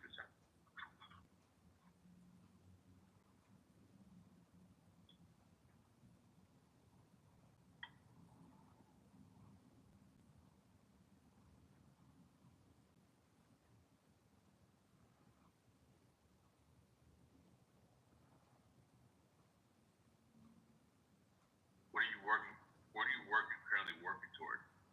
Man, I'm working towards buying my own home. So I'm gonna buy my own home. Getting my new car, which is gonna be a Jeep Wrangler. And focused on getting my health back, and also going full time on YouTube. You know what I mean? That's what I would say. Okay, going full time with YouTube. That's a couple of things that I want. I want to succeed, and also getting prepared for my wife. Shout out to Justin. Shout out to Joshua. Me and him may be moving to Thailand next January coming up. We may be moving to Thailand, so we'll be shooting content from there. It's gonna be highly edited, so there's gonna be so many things you'll see as well. And it's gonna be nice, man. It's gonna be real nice. But yeah, guys, listen, this live video has been great. I'm so thankful for you guys for being who you are. For being on this side of YouTube. You guys can go to Summer Rae, Mia Khalifa, all this stuff, but you guys are on this side. I can do nothing but appreciate you guys for doing that. You guys are helping yourselves, and that's amazing. You know what I mean? So keep fighting the good fight, keep working hard, and I'm proud of you. Very proud of you. Very proud of the work you put in. And just know this, man. Your work is gonna pay off in the long run. Okay? God bless you. Peace out.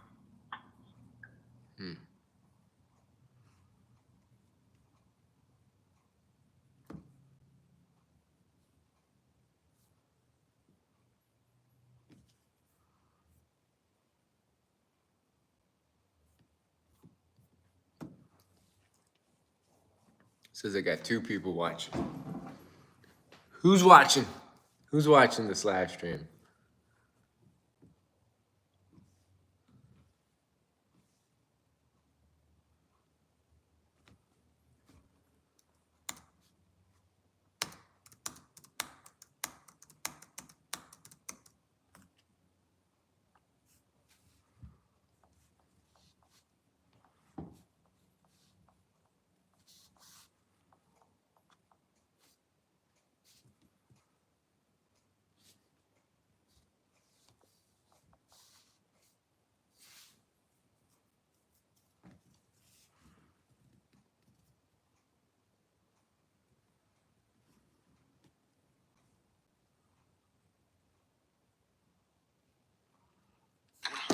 Free music to use in your videos or live streams can be actually kind of difficult to come by, but I have found 3 places where you can source amazing music for absolutely $0. One of the best places to start is at SoundCloud. SoundCloud isn't just a place to stream your favorite pop songs. There's also a very solid underground community of artists who are more than happy to let you use their music in your creations, in your videos, in exchange for credit in your description or in your captions. For example, shout out to David Cutter, who is supplying creators with some awesome lo-fi-like instrumentals, like the song that I used in the first part of this video. When browsing SoundCloud, if an artist is cool with you using their music in your videos in exchange for credit, they'll have that information in their bio, and they'll often supply a direct download link right on SoundCloud. Pretty awesome. You can get all sorts of genres and styles of music on SoundCloud. The options are pretty much endless. Just search for copyright-free or royalty-free music and carefully look through the bios and descriptions of the songs that you want to use, making sure that they are okay for you to use in your videos, and definitely don't follow any sketchy links. I have one more word of caution about SoundCloud, and that is just because it's copyright-free now doesn't mean that it will be forever. Let me explain. If an artist signs with a label or decides to copyright their own music in the future, you have no safeguard against the videos that you created with their music in the past being claimed. So while they might remain copyright free for a little while, if the artist decides to change their mind down the road, you're just kind of at the mercy of that decision, and there's nothing you can do about it. Because unlike sites like Epidemic Sound or Artlist, you don't have an official license to use the music.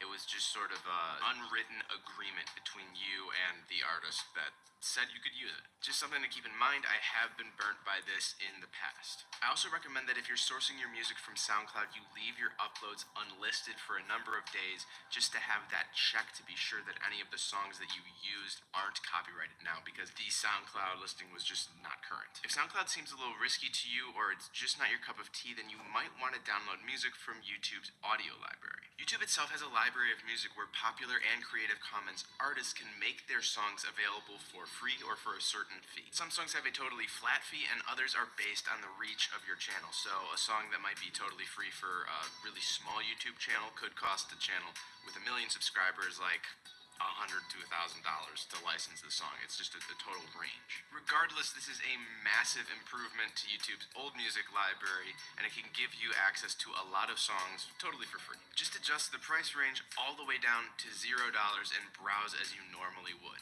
On top of flat fees and totally free songs, YouTube has pioneered a new revenue sharing option for creators. Basically, with revenue shared tracks, instead of paying a fee up front, you get the song to use in your video for free, but you share a portion of your AdSense revenue with the creator of that song. The revenue sharing rates vary by song a little bit, but simply put, any of the AdSense that you make is divided evenly amongst you and the number of artists that you use their song. So if you used one song in your video that was a revenue sharing song, your AdSense would be split 50-50 with that person, minus a 2.5% licensing fee. So in the end, if you're using one song, you're making about half the AdSense, a little bit less than half the AdSense that you normally would if you used a totally copyright-free song. Don't get me wrong, this is a big sacrifice if AdSense is your bread and butter on YouTube. Giving up more than half of that is a huge expense. If that's your position and you make most of your money through AdSense, I do just recommend getting something like Epidemic Sound so that you can keep all of your AdSense money and pay a much better who is supplying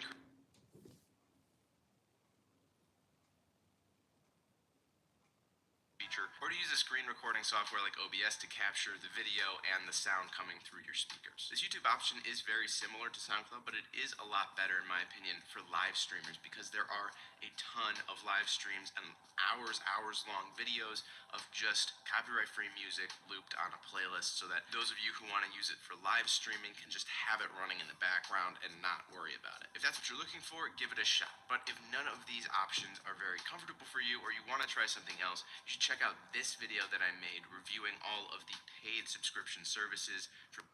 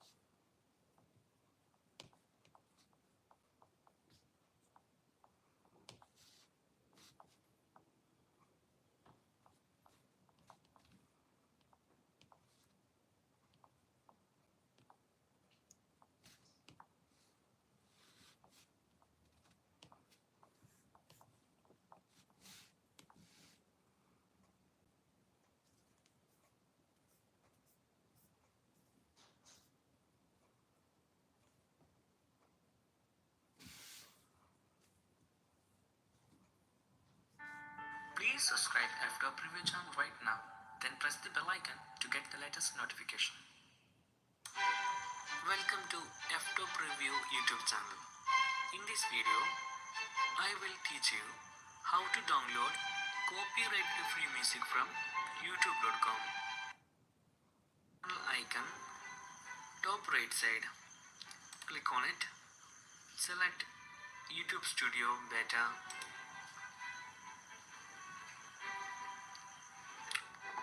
Then you can see there is a link to Create a Studio Classic. Click on it. Just click on skip. Okay. You can see there is a list of menu. Select Create. Creating your first video? You should start with the music. Go to artlist.io and get high quality music and sound effects for any type of video you want to create. For example, let's make it intense. Feeling sexy?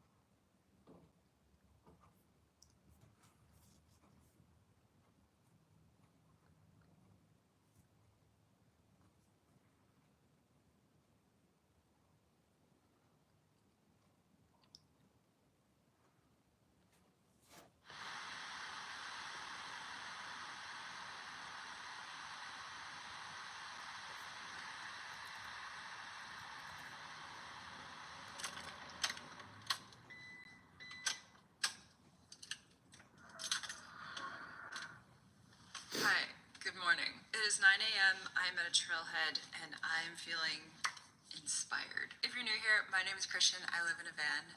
If you're returning, hi. Today is perfect. It's like a little bit rainy, but there's fog all in the trees and up on the mountain peaks and just along the river, and it's absolutely stunning. And the greens are really popping, and because it's raining, there's a little less people outside exploring. I was thinking it might be fun to make a video where I show you how I film myself. This isn't gonna be like a full-on tutorial, a step-by-step guide of how to film yourself, more of like a bring your friend to work kind of day.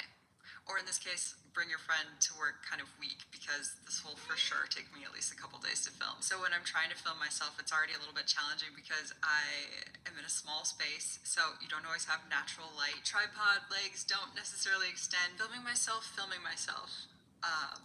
will be an extra layer of challenge. We'll see how it goes. It might be a little chaotic. Yeah. All right. Can you still recording?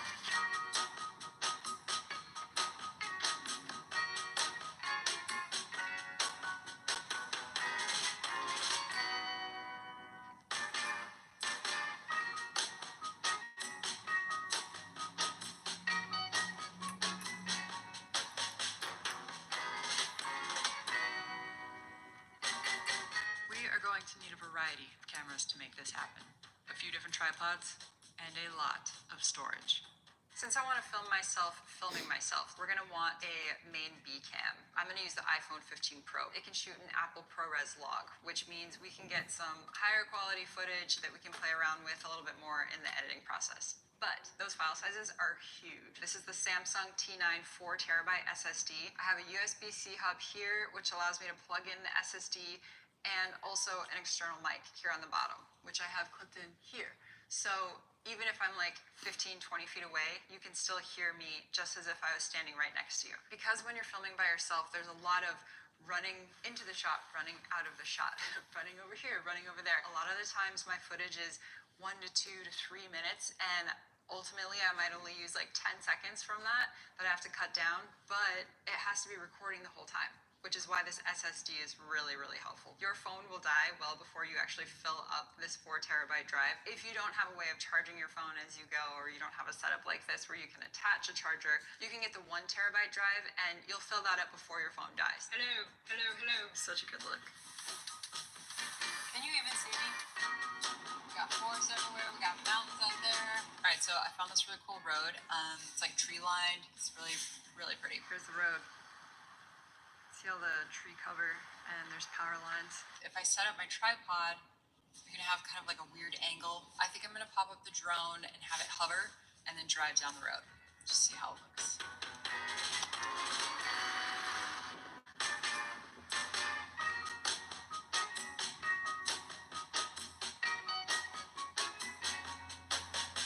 Okay, we got the shot.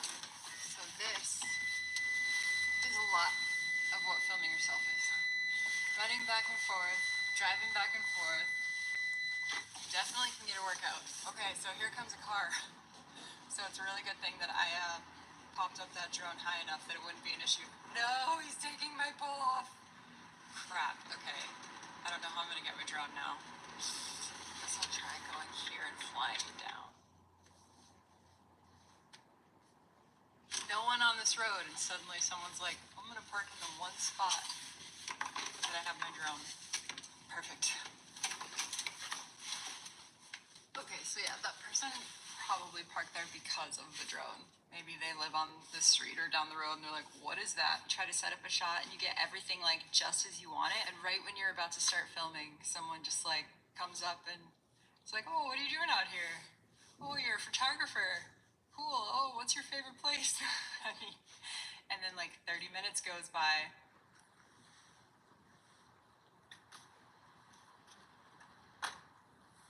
So it's kind of inevitable that I'll think of a shot and I'll set it up, and then when I'm just kind of looking around, I'll see a different shot that looks more appealing. In this instance, I knelt down to tie my shoe and I saw a different perspective, this fallen branch, and I figured it would make a really nice foreground. Sometimes, honestly, I'll do 5 or 6 different perspectives of one shot that, you know, ultimately only that one shot will make it into the edit. It might be like 5 or 6 seconds long, and I've spent sometimes almost a half an hour, if not more, filming different perspectives. But, you know, it's all just like part of the process. I learn something every time I do it, and hopefully over time I just get better. If it takes you a long time to do a shot and you keep switching it up, then just know you're not alone. We got the shot set up, the shot of the shot. So I'm gonna drive into the scene so that the van will be out of focus. Sometimes you can utilize foreground and going in and out of focus just to give a little bit more of an artistic feel.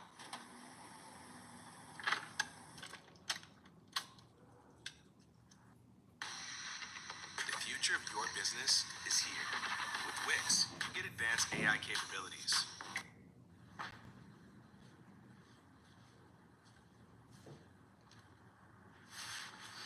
Okay, so what I just did there is an establishing shot. So I kind of just wanted to show like where we were and just an overview of the van pulling in, getting out, walking around. I will say, normally I would be wearing a different outfit because I look like a tree right now, which doesn't lend itself very well to the environment, but I live in a van. This is when I start getting out all my other lenses and setting up different artistic shots. I'll start using prime lenses like the 85 or the 35 for that shallow depth of field, or I'll get out the zoom, the 24-70. This is the 15 to 35, so it's a lot better for those wide establishing shots. B-roll is my favorite because I can really focus on nature and just different compositions. It's a lot like photography, but with some motion.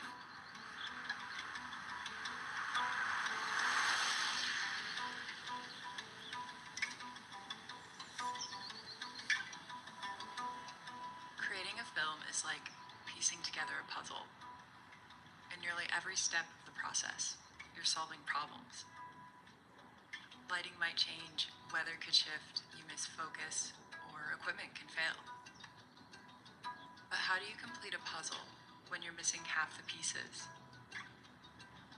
How do you tell a story when you have fewer candid moments and fewer characters to work with? This is the challenge I've found to be most interesting when filming solo. And it's why I often use voiceovers, music, and sound design in ways that will hopefully invite you, the viewer, to feel like you're right here with me. I'm sure you guys have noticed that I am alone a lot of the time. And that's just kind of one of the downsides, or the upsides, depending on how you look at it, of living on the road full time. So what that means for me from a work perspective is I'm the one concepting, shooting, and editing all of my videos. It also means that my subject matter, the storyline, in almost every instance has to revolve around me. What I'm doing, what I think, how I'm feeling. I become the main character, which, to be honest, I don't love. In fact, I'm trying to kind of move away from that. It was never my intention to make myself like a focal point, especially sharing a lot of my thoughts. But I just found that I personally, when I'm watching content, am less interested in just sweeping landscapes and seeing nature scenes, and like, it's beautiful, but it's not engaging. Like, there's no real story for me to grab onto. So as I try to develop my skills as a filmmaker, I'm trying to place more emphasis on, storytelling and just learning how to do that. And I'm the only one I've got to work with because I'm traveling all the time, and so it's hard to recruit people. Or if you can, it's just a different way of working. Typically someone might only be available for one day or a couple days, so that means you have to know exactly what you're doing, and you have to have it pretty dialed in terms of what kind of capture or what kind of content you want to capture and the locations you want to go to. And that's just not how I create. For me personally, I love to spend a lot of time in a location, at least a few days, to just kind of marinate on what a place feels like and the different compositions and what I'm really drawn to. And then I'll start to kind of imagine different scenes and sequences that I want to create, and that's when I'll start to film. So I like to take my time. I like to really let concepts breathe, and that can just be a little more challenging when you bring other people or even just one other person into the mix. So that is an upside of filming yourself and just being a solo creator, is you don't have to compromise or make any kind of accommodations for anyone else. If you decide you don't like it, you can just scrap the whole thing and start over. And that's one thing that I really love about the creative process, is just the freedom to really explore and not feel like I'm on anyone else's timetable. I said timeline way too many times, so I had to come up with a new word. I was accidentally calling people whenever I tried to use my drone.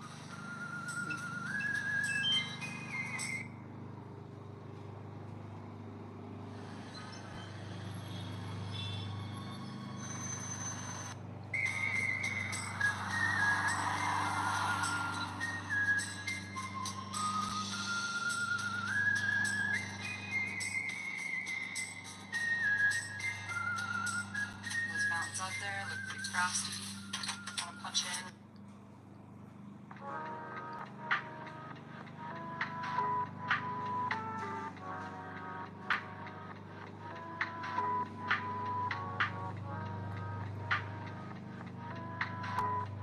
This video is sponsored by Storyblocks. There's always going to be a million reasons to not do something, like to not join our private community of filmmakers so you can get better at making content and land higher paying clients. I'm just kidding. But when I told myself that I wanted to create more personal content for myself, the biggest thing that kept me from doing it was just not having someone to film me at all times. Like, I have employees, but they usually have better things to do than just film me. So I had to get really good at filming by myself. And not just with like an iPhone vlog style, but filming by myself cinematically. So in this video, I'm going to be giving you 10 tips to filming yourself cinematically, and number 9 is my favorite. Happy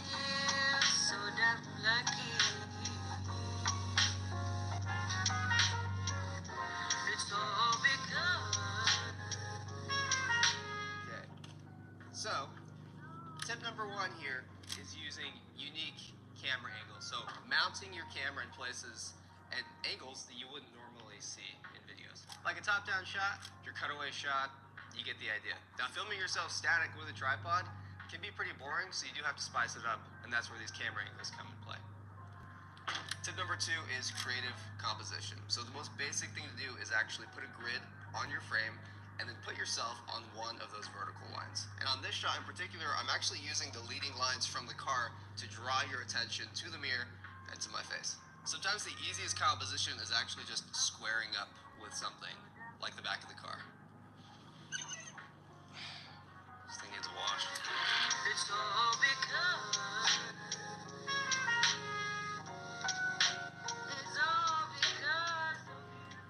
You can also find different patterns, textures, and locations and place yourself in them to show scale and interest. Why I love Envato, that I can imagine it. Envato Elements has the thing to bring that.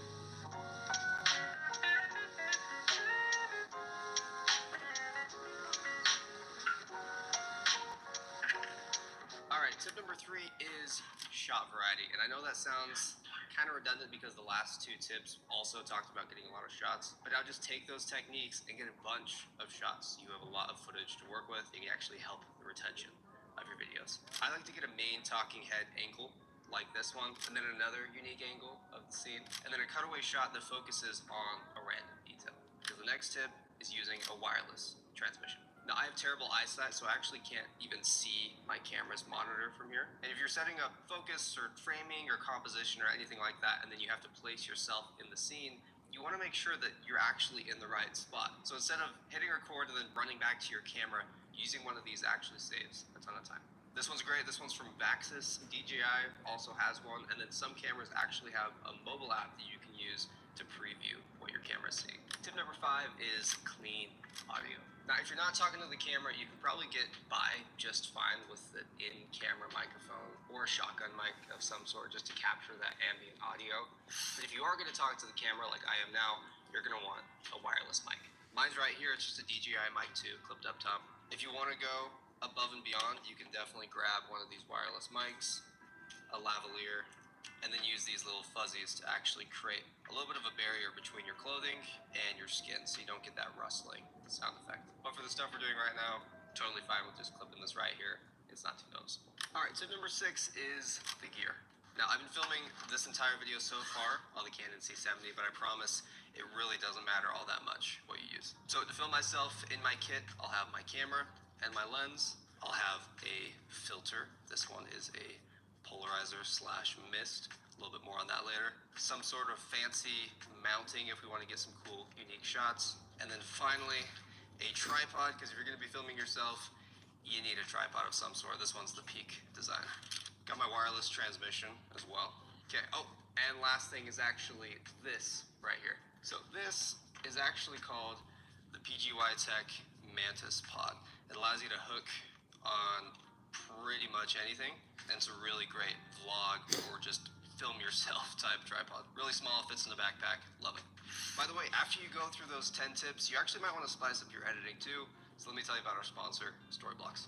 Storyblocks provides unlimited downloads of diverse, high-quality media for one predictable subscription cost. So you can say goodbye to expensive pay-per-clip pricing. With Storyblocks, you can easily add pre-made motion graphics like overlays, title animations, logo reveals, and more to enhance the production value of your videos. You can choose from thousands of pre-made professional templates for your favorite editing program. And now DaVinci Resolve templates are available in your Storyblocks library. Templates are a really great way to speed up your workflow so that you can focus on the content. And everything you download from Storyblocks is 100% royalty-free with no restrictions on where you can distribute your finished projects. And content is always refreshed frequently, so you're always looking through a freshly sifted media library. We actually use Storyblocks to create a lot of the motion graphic templates that you see in our YouTube videos, like this title animation. And many of the sound effects and music we use in our videos also come from Storyblocks. So to get started with unlimited stock media downloads at one set price, head to storyblocks.com/fulltimefilmmaker or click the link in the description. The next tip is nailing your focus. And there's a few different ways to do that. First, if your camera has good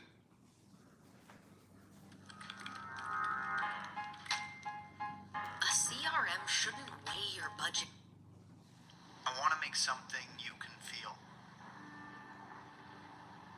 Something that stands the test of time.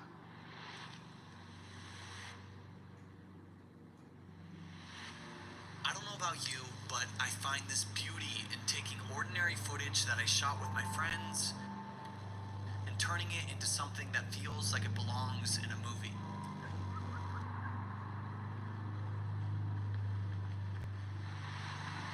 Because I think there's this magic that Hollywood films have that move us in ways that most ordinary videos just don't.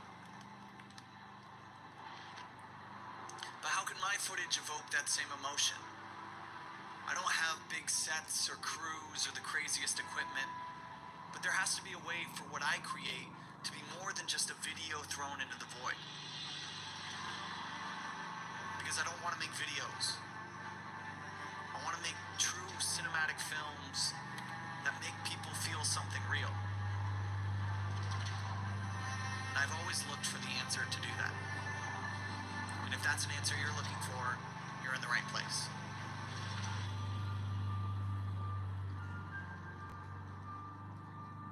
I want to make something you can feel. Something that stands the test of time. So the other day I sat down and I watched the movie The Arrival. And whether or not you've seen it, the end scene in the film is just so insanely beautiful. It's one of those films where I finished watching and I just got full body chills and I knew immediately I wanted to go out there and create something. We are so bound by time, by its order. Now, it was a combination of the voiceover, the music, the shot selection, all of these things in tandem that made this Hollywood film make me feel so just alive. You know, when you're finishing watching a film and you just want to go out and make something. And that's exactly what this film did for me. And it got me thinking, because as a filmmaker myself and someone who's also on YouTube and creates for the internet, how can we take our own films that we shoot on the ground and have that same emotion and have that same effect on our audience? We're going to talk about three things. We're going to talk about the visual presentation of your film, we're going to talk about the auditory presentation of your film, and we're going to talk about the storytelling, the message that you have in your film, and how you can package these all together to make something great. This is purely just my mentality going into films, and how you can even take footage you've already shot and create something powerful even if you don't feel like it's deserving of a powerful message. And so with that, let's get into it and start with what every film needs, the visual presentation.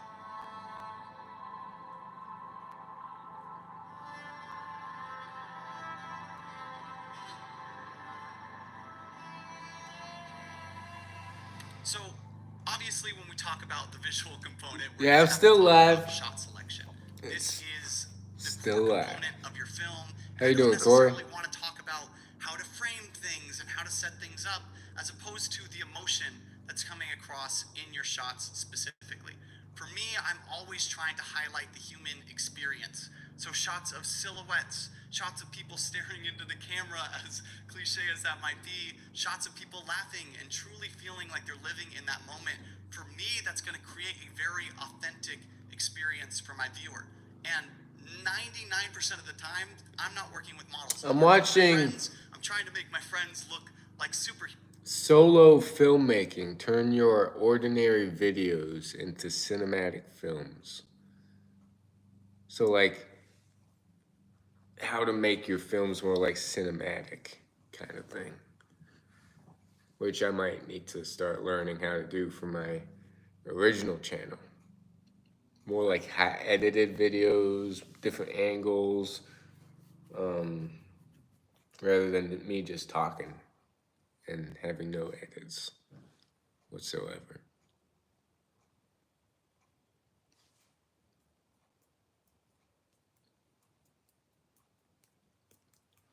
Because in the future, I'd like to get a better camera, a better mic, but that's like in the future. That's like if my subs grow for this channel and my other channel.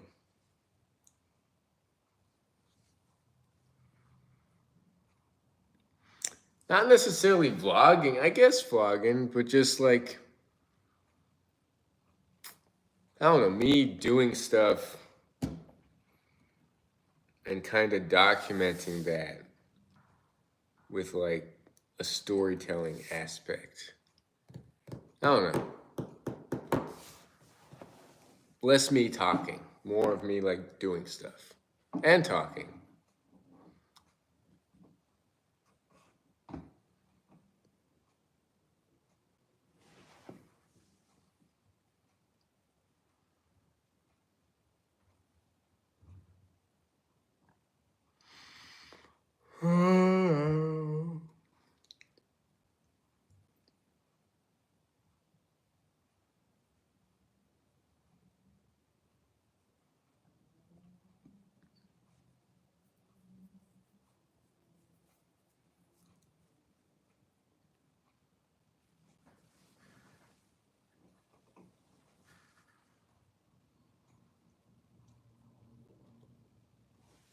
I do. I do. You're right about that. We'll see where this channel goes within the next few months, within the next few years. We'll see where this channel goes, and if I start uploading more on the other channel, we'll just see. It all depends on, I don't know, if I'm active on the other channel and like if people subscribe to this channel. We'll see. We'll see. It could go any like direction.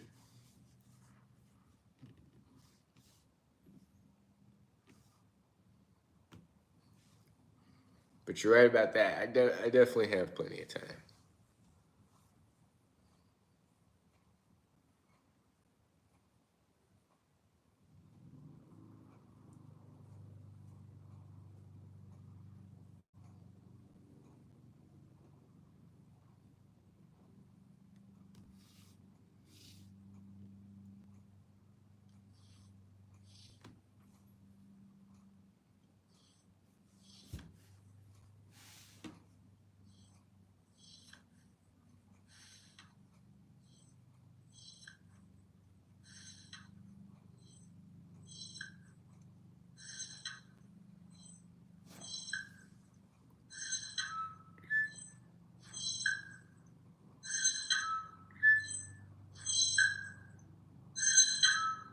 Wish I could make videos, but I need to go back to work. Wish I could make. What time do you get off, Corey?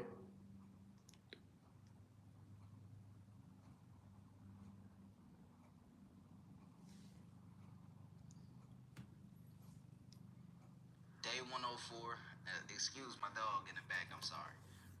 Day 104, me doing my New Year's resolution, which is dropping a video every single day on this channel, all the way up until December 31st, 2024, all the way up until the last day of this year. Now today is April the 13th, this is video 104. That means we're on track. And the topic of this video, this is actually a part 2 to the video I made yesterday. There's a shortage of dateable women, and I feel as if I needed to make a part 2 because there's a lot of things I kind of missed. In my last video, I kind of talked about how, women like to play games nowadays. They like to, play all the games in the world. And I'm not here to play games. I'm a real ass. I keep it real at the end of the day.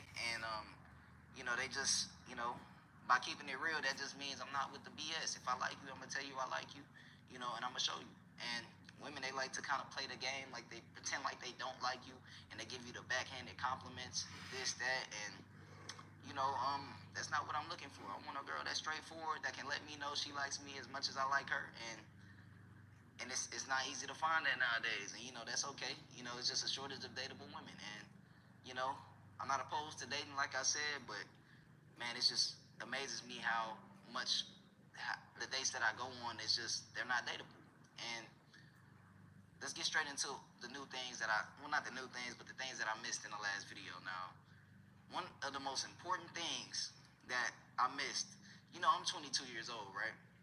And it just amazes me, it shocks me that, bro, every woman not every, but so much women my age have kids without, just single moms, and they just have kids and they the baby this that just the baby mama drama this all the extra stuff. You know, they just have kids, and you know that's cool and all. You do you, but that's not dateable for me. I'm not interested in that. You know, I'm young. I feel as if I can start my own family. If I wanted to start my own family, I can do my own things. You know, I'm not trying to raise another man's kid. That's not what I'm interested in. Not saying this. You know, I'm just not interested in that, and that's not dateable for me. And a lot of you guys feel the same way. Another thing, man, social media, man. Somebody brought up in the comment section in my last video, man. Social media is something that I missed. Because, you know, women nowadays, they like to go on social media and show different parts of their body that, you know, a lot of men, we would not want our girlfriend showing. And that's just not dateable for us. You know, we're not looking for that. We don't want to, you know, when you go on Instagram, you go to the Explore page, the first thing you see is ass.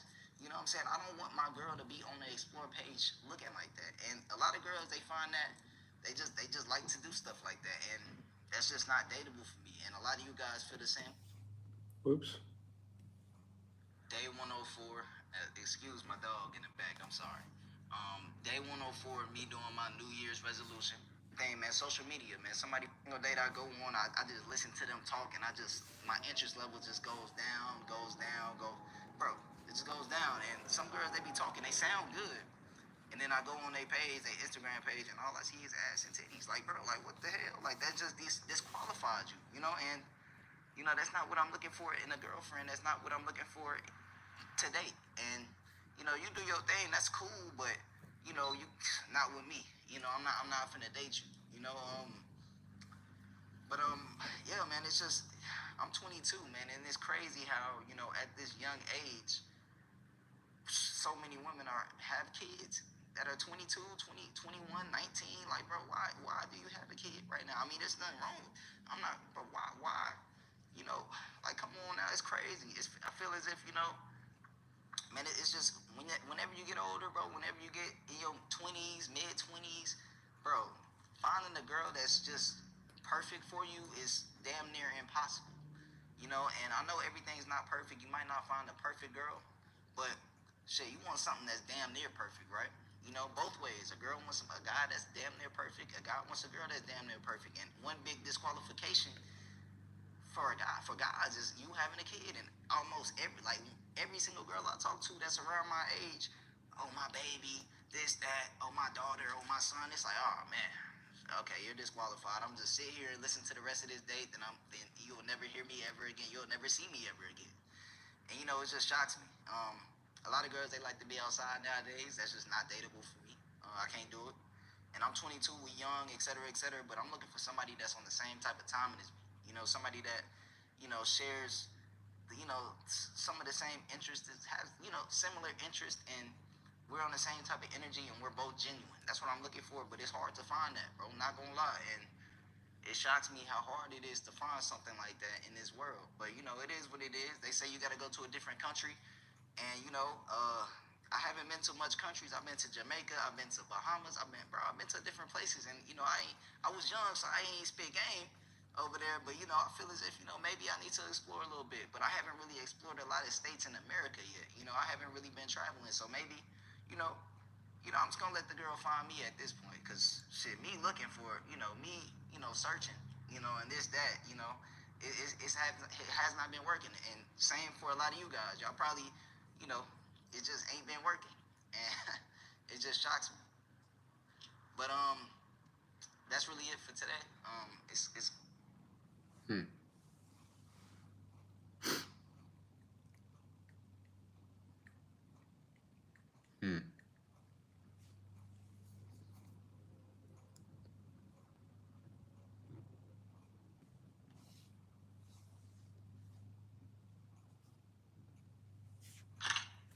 What's like your favorite memory from our childhood?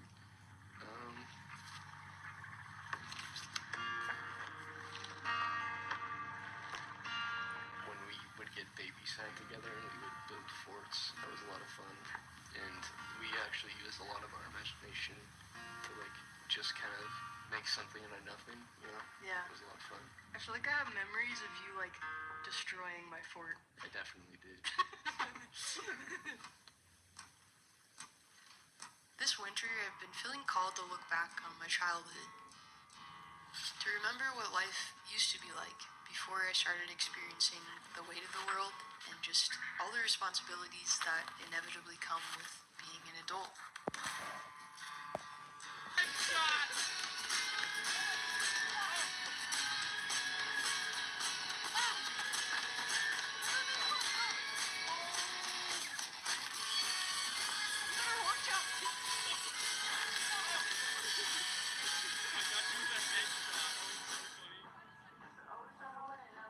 Hi, my name is Natalie Lynn. I'm going to be staying in this cabin for the next week as I attempt to reconnect with my inner child. I basically just have a bunch of fun activities planned in the cabin in the snow to help me try to take life less seriously as an adult now. Oh my god, there is so much snow falling on the camera.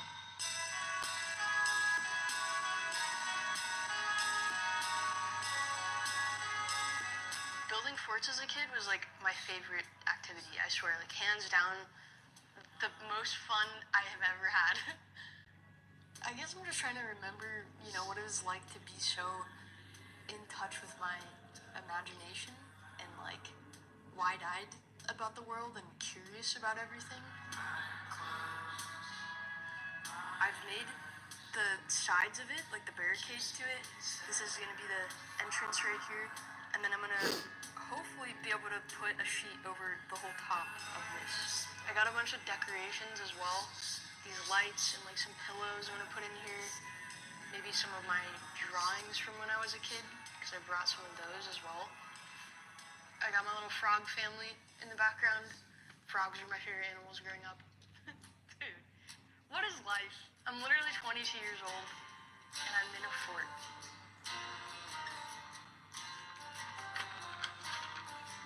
This is like kind of like what I mean when I say when you're a kid, you're the most authentically yourself you probably have ever been.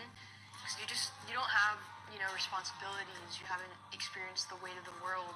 And like really stupid things like this, like drawing things that don't make any sense. It's so fascinating. I'm gonna try to draw something. I haven't tried to draw something like actually in years.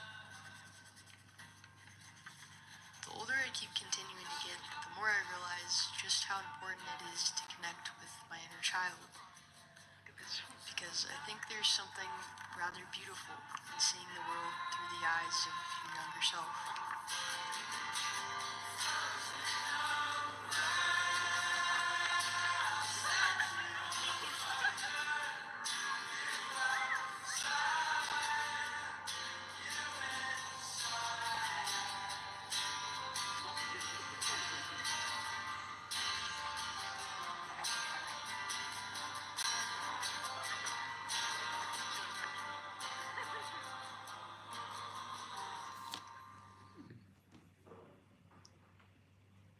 Every day I make around $10,000, and it's all online. It's actually not from real estate. If you're someone that's looking to get in.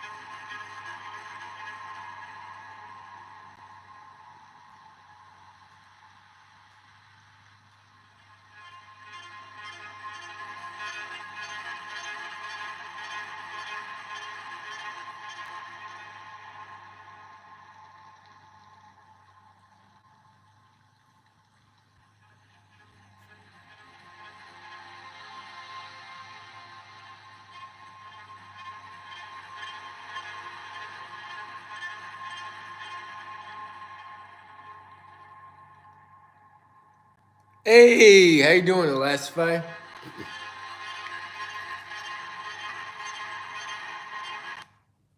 How's your day going? I'll probably end this in a bit.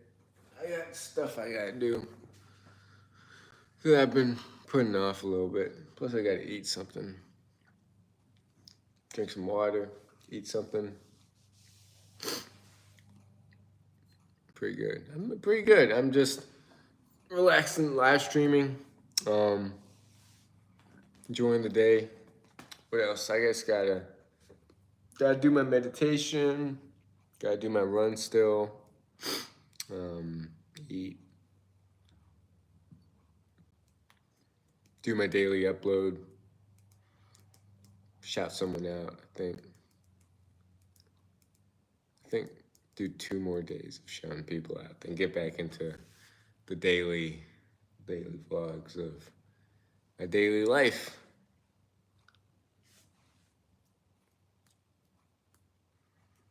I don't like this channel.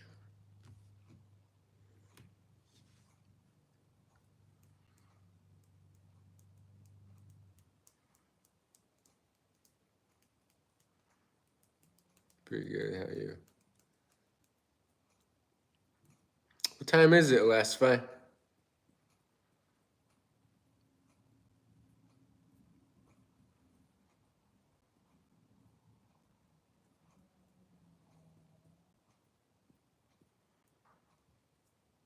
$21.15.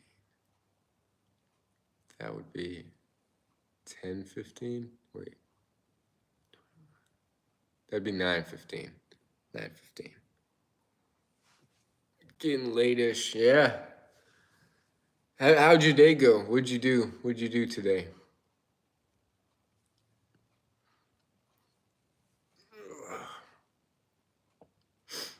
Yeah.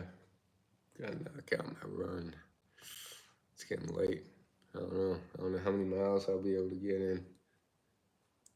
Also have to sit for an hour or more. That's gonna suck. It's hard to sit just doing nothing for an hour, meditating, or just like being bored. But it's beneficial to just be bored, sit still, not have any distractions. A lot of reading and chilling, but I couldn't hit the gym today.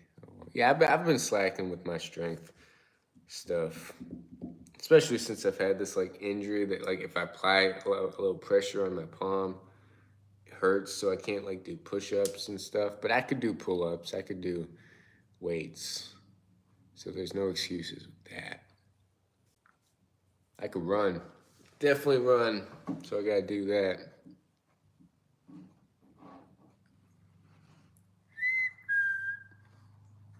Dang. Yeah, it's been going. It's getting better, but I think it's been going on the past week to 2 weeks.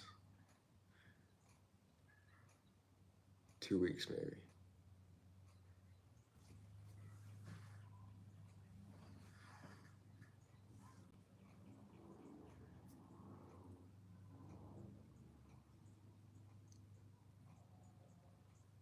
What are you reading, Last Five?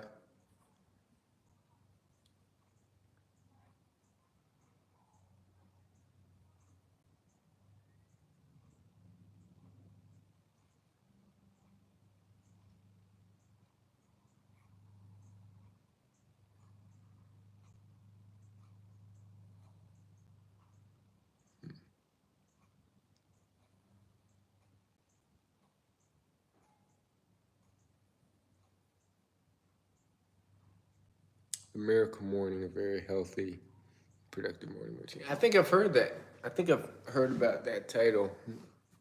But yeah. How is it? How's the book? I'm reading some book on trading, which is pretty good, the way it's written. Something by Alexander Elder. I think Trading for a Living by Alexander Elder. I'm reading that, and I'm I think on chapter 3, maybe. I don't know. I'm good ways in the beginning part of it. Like I read a decent amount so far.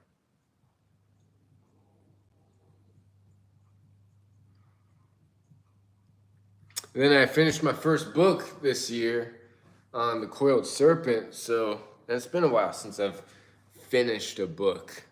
So hopefully that can kind of jumpstart the momentum with me reading and actually finishing books. So yeah, getting back into the reading habit. Audiobooks too. I'm getting back into re-listening to David Goggins' Never Finished audiobook.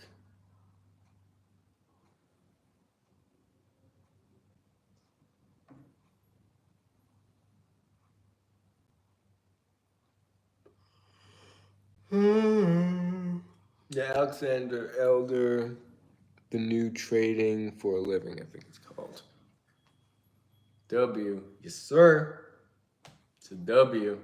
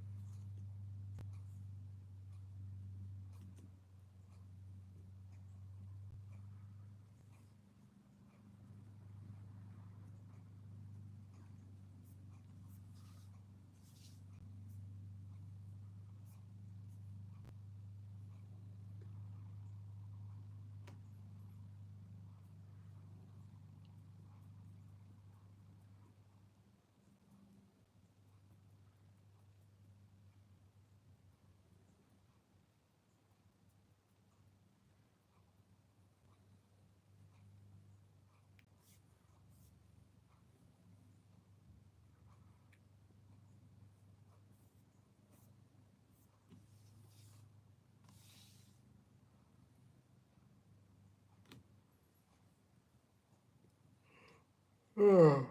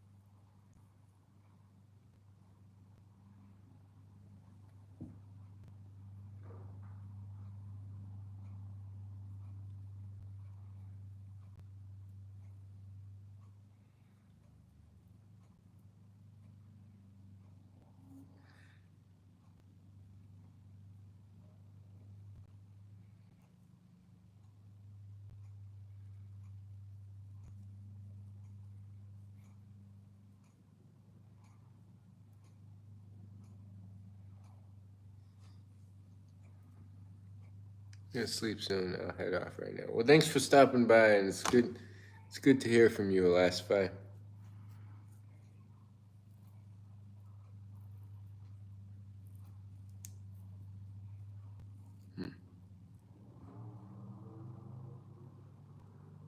Anytime, bro.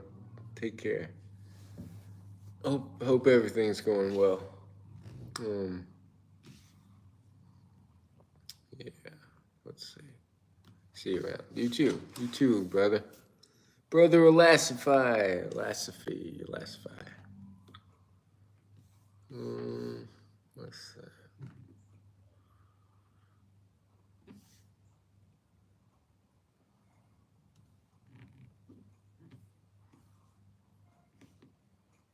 cameras. So how can we take all of that and create that emotion within our shot selection? So all the shots you're looking at right now are shots that I've gotten with one camera, with no extra lighting, that I just feel create this certain type of emotion.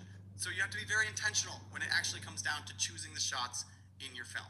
The next one might seem a little bit obvious, but from taking something that seems like a video and turning it into a film, it is such a core component that I think a lot of people just kind of half-ass, which is the color grade and the aspect ratio and like the packaging of your film itself, right? If you can have incredibly framed shots, but if they just look a little off and they don't match the mood and the tone that you're going for, everything's gonna fall apart. So spend time really honing in what your message is and then how to match that with your visual presentation, with the color grade, with the aspect ratio. I know it can be pretty cliche sometimes to drop the bars on top, but it does give you that feeling, right? It gives you that feeling of cinema. It gives you that feeling of something a little bit more filmic, for lack of a better term, or the aspect ratios that are a little bit more 4:5 with the box. It feels retro, it feels genuine, it feels authentic, it can feel shaky with the handheld. All of these things play a role with the emotion that you're going to get across visually. And so while you're color grading, while you're choosing the aspect ratio, while you're choosing all these shots visually, just try to be very intentional on how they're gluing together and how they feel, right? A warm grade versus a cold grade. Cold grade. You get the point. It's just really important to think these things through. For me, I use my travel luck collection. Shameless plug, screw me. If you're interested, they're always down below, but to find your style will be really, really important, to find something that really fits with you, and just lining up the visual with the next step, which is the auditory component of your film. Do you hear it too? That moment that keeps calling you. You see, you can try to ignore it, but it will only get louder and louder and louder, and it will never stop until you find it. Now, the audio, the sound, this is what immerses people. And I think it's something that a lot of people take for granted. It's what takes just a bunch of random images and brings you in and makes it feel like something tangible, like something real. And whether you're using sound effects like hits, risers, and whooshes, or you're using the raw audio that you captured out of your camera, it's just really important to just not neglect this portion of your film and give it the same amount of time as you would with your shot selection, because I think a lot of people just tend to ignore that. Now, for me, a huge part of the audio component is obviously going to be music. I cannot understate how important it is for my films to have the most powerful music. For me, I always sit down, I put on my headphones, and I listen countless hours to music over and over, drink a cup of coffee, and wait till something just moves me, right? I have this huge collection and art list that I have saved of songs that I really like, that really move me, and then I start writing down my script, because in almost all of my films, and the same thing with the ending to The Arrival, it has this voiceover, and for me, a voiceover is such a simple, powerful way to connect with your audience that feels human and feels real and creates something that feels like a film. And I've worked for years on my voiceovers. I'm going to give you a few voiceover tips and tricks right here, but for me, that auditory component, right? Once you nail the music, which is so important to find something that you genuinely feel. I'm hot right now, so I'm gonna take this off. Something that you genuinely feel, and then sound effects that can enhance that, right? That's gonna be 1A, and 1B for me is creating a voiceover that really feels genuine, really feels powerful, authentic. It can be mysterious, it can be friendly, it can be whatever you want it to be, but just sit down and make sure this voiceover fits seamlessly into the music. Now, I do it a lot with my films where I sit down, this is a real story, I find the song and I mumble what I'm trying to say, right? I don't know exactly what I'm gonna say, but it's so important for your voiceovers to fit into your music that you choose as if it was a part of the song. So I'll sit down, I'll bust out my notes app, and I'll just go,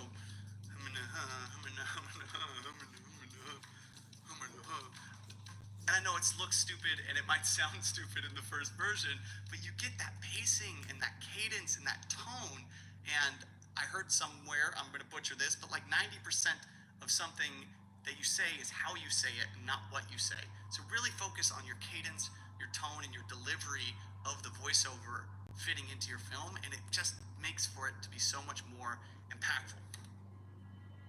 Memory is a strange thing. It doesn't work like I thought it did. So when it comes down to your message, obviously we've heard story is king, but for these kind of filmic videos, and a lot of the videos that I do, they don't necessarily have like a narrative story, if you will. They don't have like a, you know, rise in action and a climax, and whatever the rest of film school taught. I didn't go to film school, but you get the idea. My films aren't like narratives, and a lot of times I just want to create this like sense of mystery, sense of wonder in my voiceovers. And so when I'm writing, I'm trying to find a song that really brings that emotion out, and then I want to match that level of power with my voiceover. Because if you have a really powerful song and your voiceover falls flat, it just doesn't quite hit. And probably, I've never been on live television before.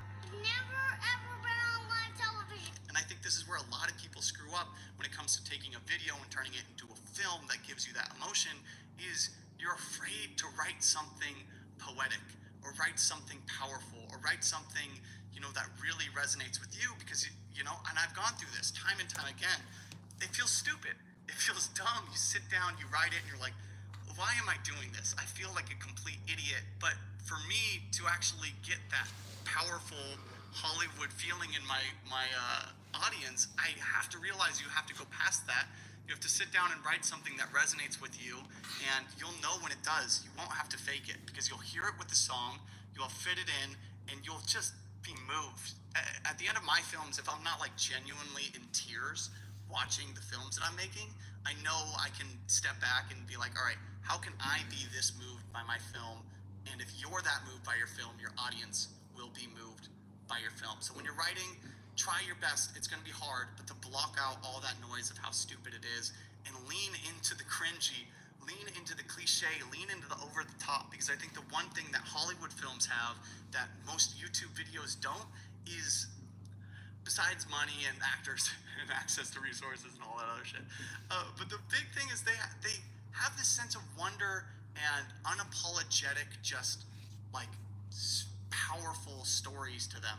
And with our own videos, I feel like we tend to think they're not cool enough or not exciting enough to actually have that powerful storyline or that powerful message when we're writing. So you have to lean into the corniness. You have to lean into the clichéness. You have to lean into the over-the-top nature of it to really get something that's going to move someone. Because I know some of my videos, some of my voiceovers have been corny as fuck, so cliche. But at the end of the day, if I really want to get to a point where I'm moving millions of people and inspiring you sitting down right now to make something, I have to be passionate about this. It has to be real. I can't be bullshitting. And I hope you would see that same enthusiasm that I have about my films, whether I'm talking to a camera or actually making it. So try, it's going to come with time, but that story message is something you can't fake. And when you put it all together, it's something truly, truly magical. And it's something that could take your video into a true Hollywood-esque type film. So I hope you learned a little bit. I'm trying to do some more of these where you can actually tap into my mind and I can teach you guys a little bit more about making a film that just resonates with people and that feels real and feels authentic, but also feels powerful and inspires people, because at the end of the day, that's what I want to do. Oh God, I'm choking up. I always do. This video is sponsored by Artlist, like I said at the beginning. I genuinely believe they have the most powerful, emotional music that you can possibly put into your films. And on top of their music, they have assets, sound effects. It really is a one-stop shop for any creator and their needs. So if you want an Artlist subscription, you can always click the link down Hey, below. recovery update. How you doing? How's your day going? We're not here to talk about the Artlist catalog. We're here to talk about the Artlist.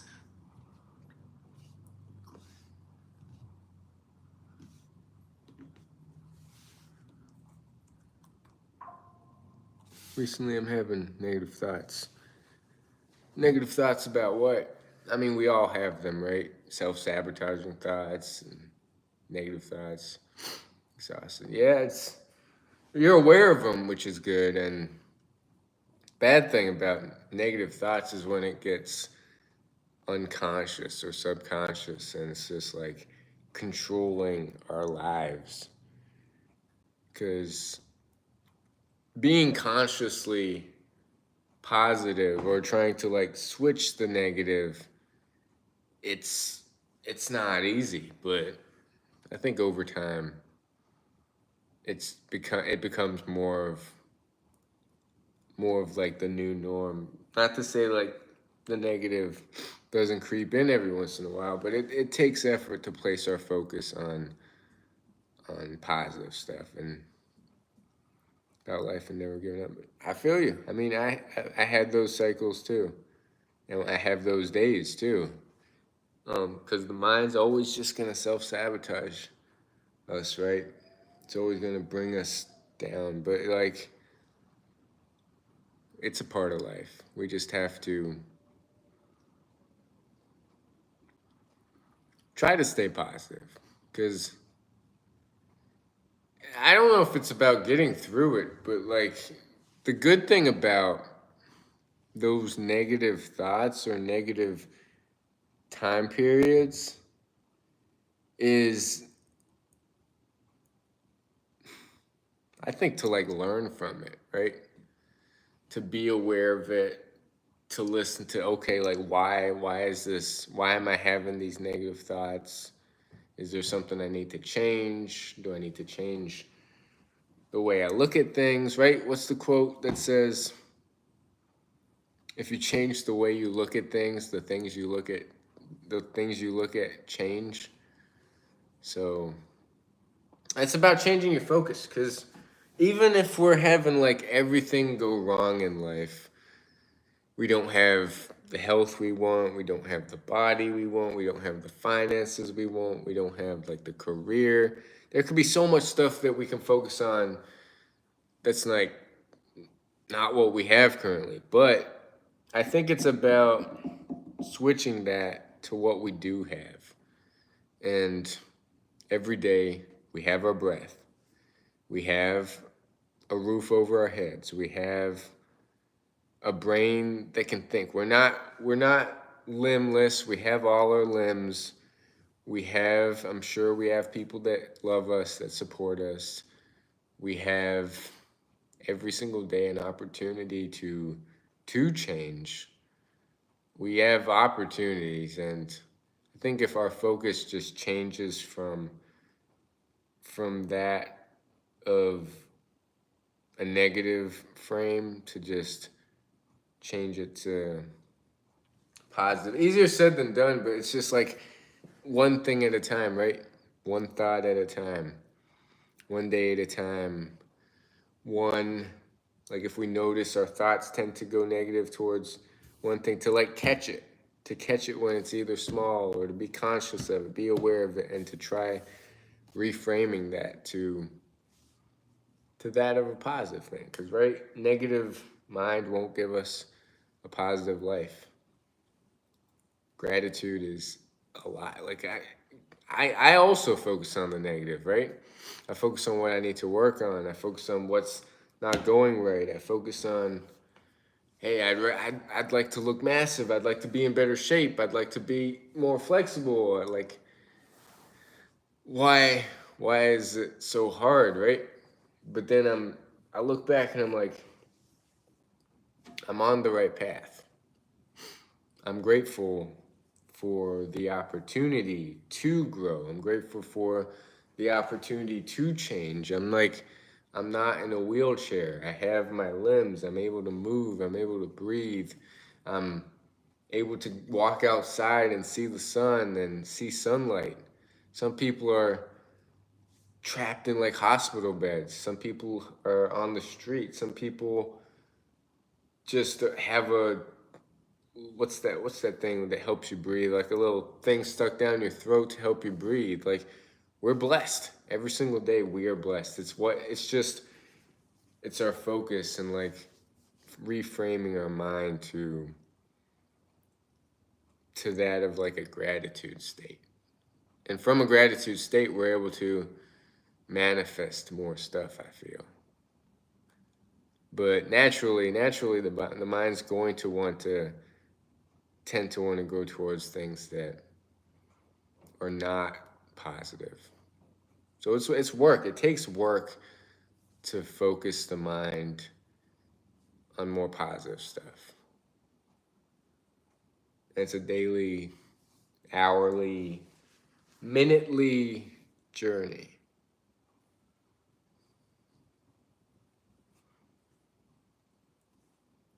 That's how I get through it. I mean, I'm still working on it too, because my mind self-sabotages me a lot of times. And I just have to just take these like stops throughout the day just to like say, damn, like I'm on the right path.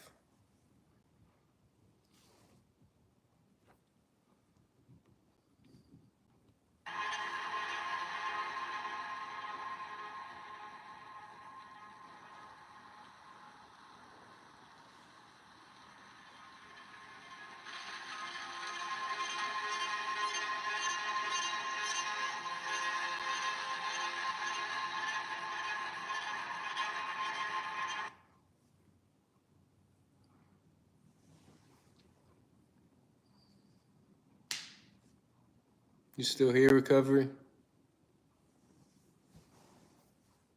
Oh, I gotta stretch more. My neck and back are pretty inflexible. They've gotten tight.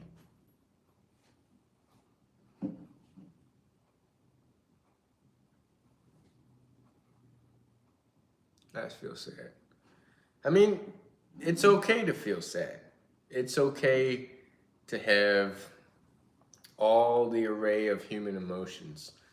I think what our generation or what society does in general is they try to numb those feelings, those uncomfortable feelings, the feelings of sadness, loneliness, with addictions like porn, fapping, just doing stuff, shopping, drinking, social media, phone. I think it's important to just to feel the feelings fully without numbing them, without distracting yourself from them. To let it go, it's like full circle. Because I have a problem too. Like if I'm feeling any type of discomfort, I'll waste time on YouTube. I'll waste time just doing stuff rather than letting it go. It's full circle, feeling the feelings, and just letting it go. It's full circle. And yeah, I've felt sad at times too. It's like, but it's good to feel emotions. I've also gone through of not feeling emotions, of kind of feeling like not too high, not too low, and just like kind of being like an emotionless zombie. So I think feeling is huge. Feeling all the feelings, from the highest of highs to like the lowest of lows, which no one wants to feel. No one wants to feel sad. No one wants to feel lonely. No one wants to feel like hopeless. But every emotion is there to like tell us something. We just have to like listen to it.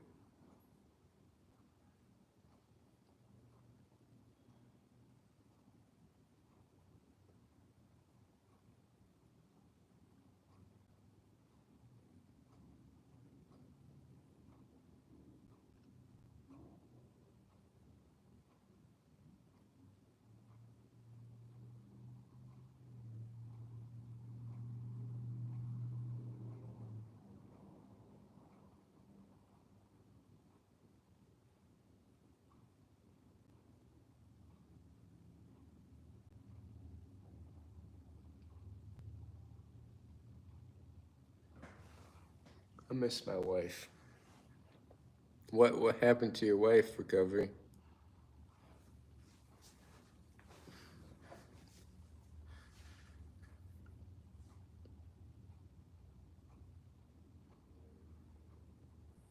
And it's perfectly okay to be sad and grieve and miss people, and I miss getting a divorce. That's tough. Yeah, that's tough. Um,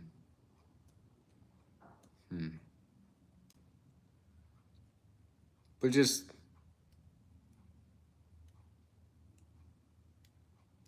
feel the feelings, but don't let it.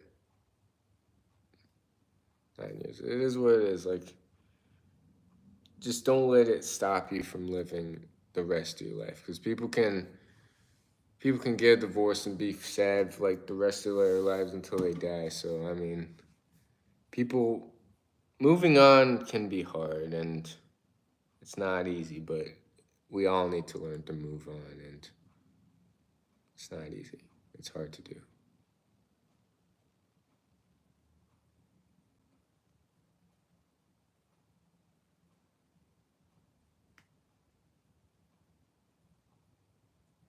Came home and one day she wasn't there. Mm.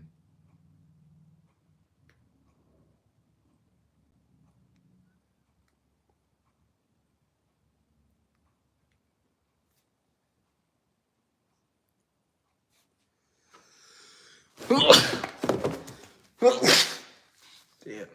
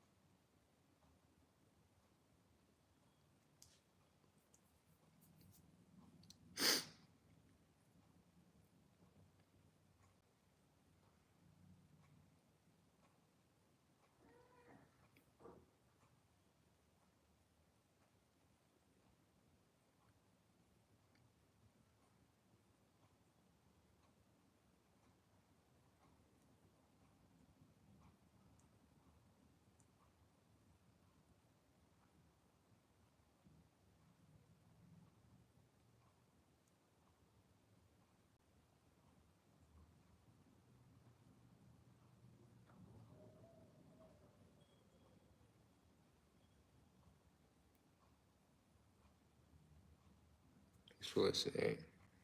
Hey, recovery. If you need,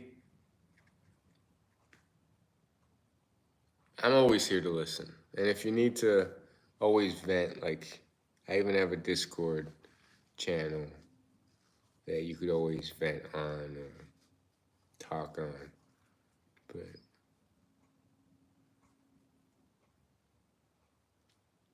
hey, I have a feeling Corey World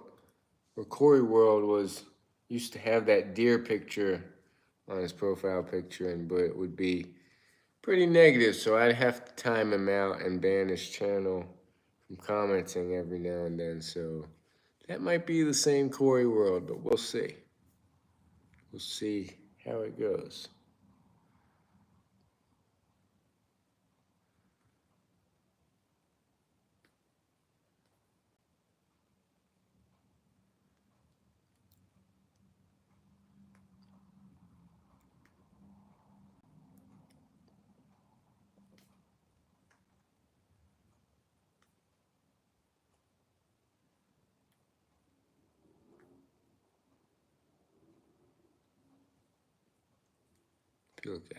I understand you. And it's hard to let go. It's hard to move on, but people have traumatic stories and experiences, and I'm not someone that would move on fast either. I would hold on to that, and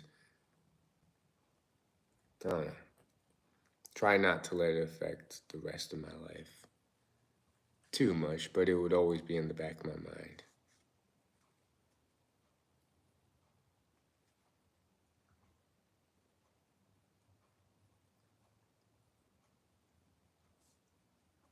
I mean, I miss someone that I used to talk to daily, and it's been like 90 days, and I still think about the person I used to talk to, and I don't think I'll ever forget them.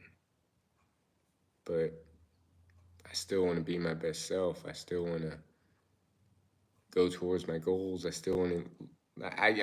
I don't know. I use that as motivation to just be my best self, because I want to be my best self for, of course, me, but just I promised myself from like, I just want to do what I say I want to do and be who I say I want to be, and keep those promises to myself no matter what happens, no matter what life throws at me. Life is short. Yeah, that life is definitely short in the grand scheme of things. Trying every day to improve myself. Also, it's something I don't do often, but just be grateful for where our life is in the current moment. And things could always be worse. We have our health, we have our limbs. We're not like limbless. We can breathe. We can wake up every single day. Gratitude.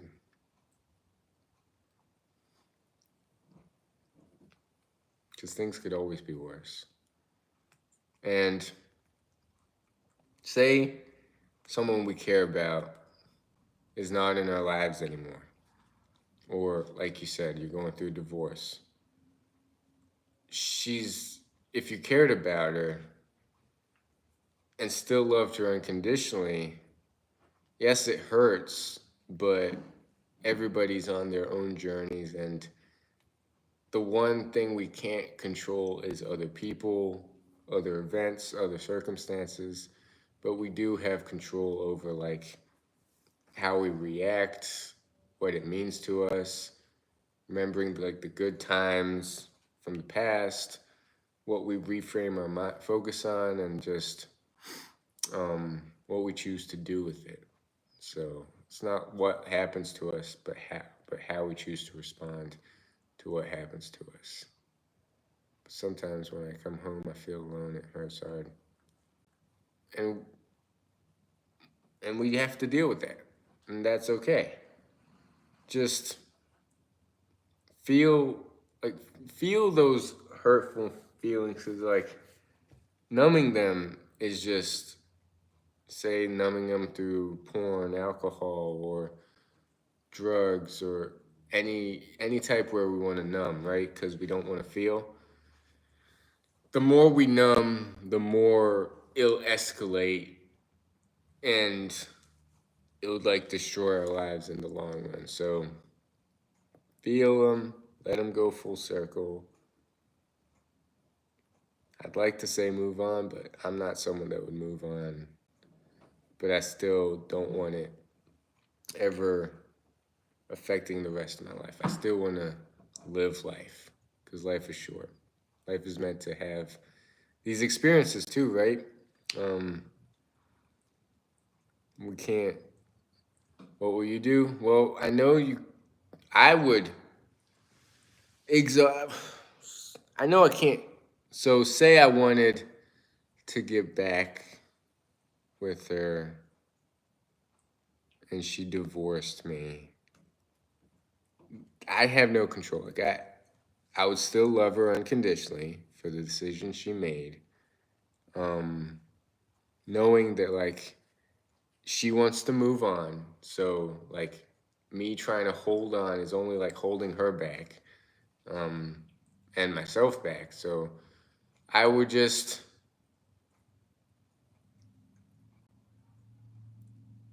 still, I don't know, just try to live life. Like, I mean, I don't know, be my best self in other aspects, become the healthiest I can be, get in the best shape of my life. Use, I don't know, like look at my inadequacies, my insecurities, and work on those, my fears.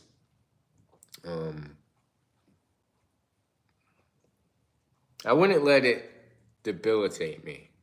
I wouldn't let it keep me trapped in my own head of like, I wouldn't, because there have been times where I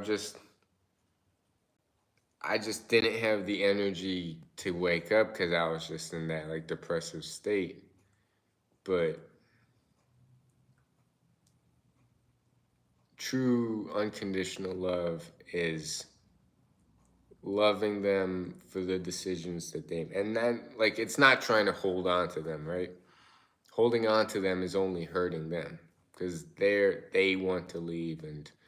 Um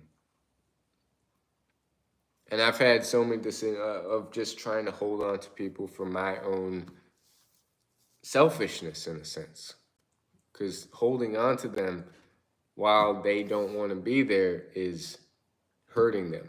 And unconditional love is loving them for what they want. And it's not easy. It's not easy because of the experiences you've been through to, but I understand. There's nothing I can say like that will help. You just have to get through it somehow. Hold on to the good memories. Be grateful for the experiences. Things could always be worse, right? Yes, she divorced you, and that's awful, but she could, look at the worst case scenario where she could die. She's still alive, right? You had your experiences, right? Um, she's death is just her dying. That would be an even bigger blow to like the psyche than anything.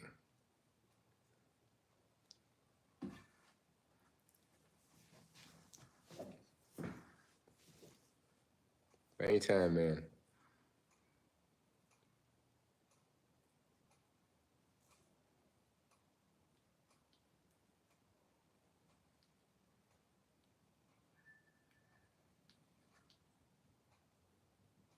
I don't think so. I mean, death being harder than divorce? Maybe. Because, like, death, kind of natural, and she didn't choose to, like, go, as opposed to divorce, or choosing to let go or go.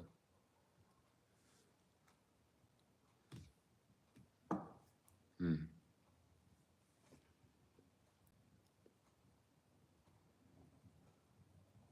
I don't know. I don't know what to say.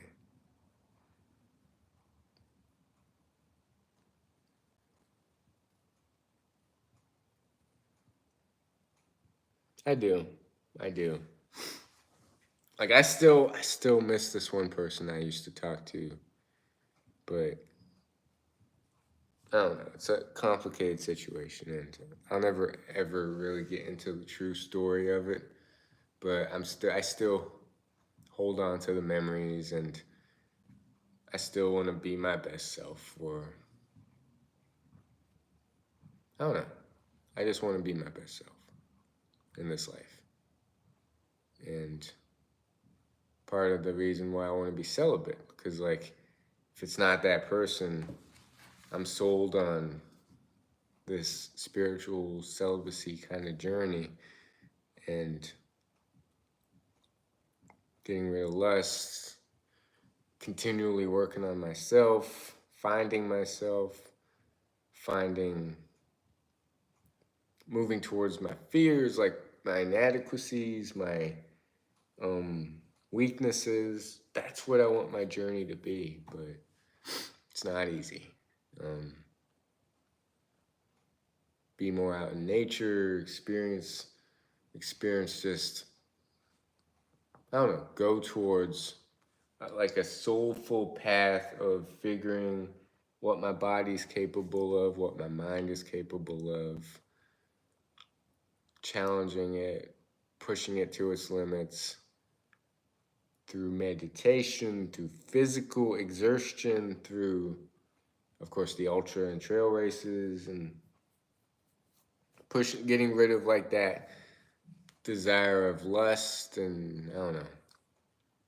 We'll see where this journey takes me, because It's going to have plenty of life throwing challenges and temptations, and it'll want me to get off my path of what I want for myself. But when do I come? It's so random. It's really random. I like to do it on Sundays. I'd like it to be a consistent Sunday thing from like 1:30 to 2 p.m. Eastern Standard Time for like a few hours. I don't know, but it's really inconsistent. That would be the time I would do it, because Saturdays are hit or miss, and during the week there could be a few days here and there. But I mean, there could be Wednesday. I could not Wednesday. Do I work on Wednesday? Yeah, I can't do it Wednesday, but most likely on weekends, Saturday or Sunday could be a consistent live stream thing. We'll see. I think Sunday. Sunday would be a good one. Sunday in the evenings, Eastern Standard Time. From like 1:30 to 2 onward. Fingers crossed, because I say things and I don't necessarily follow through, but that would be the time to do it if I had a consistent live stream. Plus, I gotta do more live streams because I'd like to get monetized on YouTube, and live streams are the best way to get like public watch hours or something, but we'll see. So Sundays, yeah. Take care, recovery, and thank you for being vulnerable and opening up about divorces. I mean, I don't have any experience with divorces, but I'm always here to listen. Listen.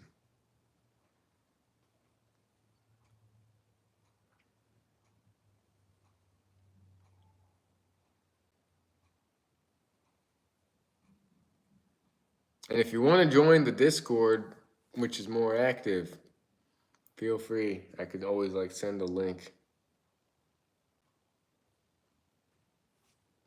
Anytime. Recovery update, anytime.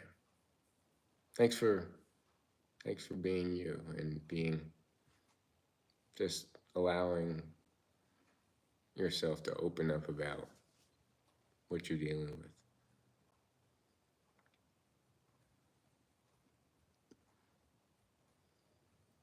Yeah, do you have a Discord? I've had it for a while, but it's not that active. It's a hit or miss. Some people are active, some aren't. I don't like it. Yeah, understandable. I understand that. Because on my Discord, there's like daily no-fap check-ins. There's side channels of like no social media, self-improvement, things I post, mindfulness, meditation, fitness, career, spiritual goals, day trading, ways to make money, all sorts of different topics. But I definitely understand it.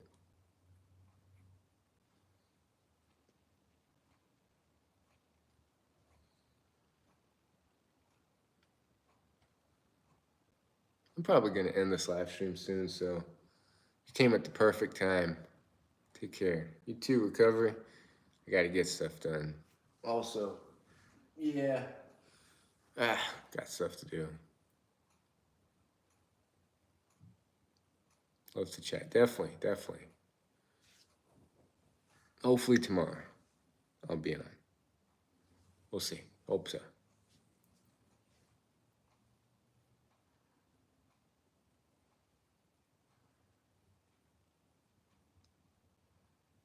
Ooh, I gotta charge my phone.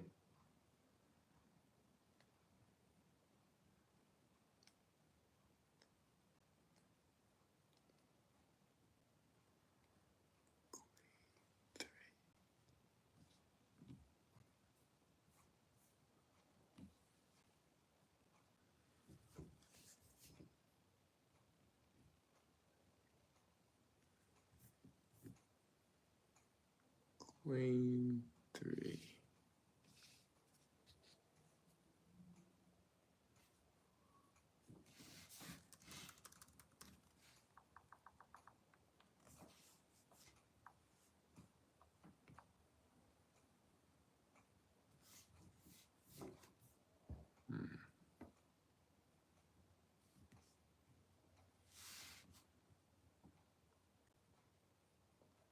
Whoops.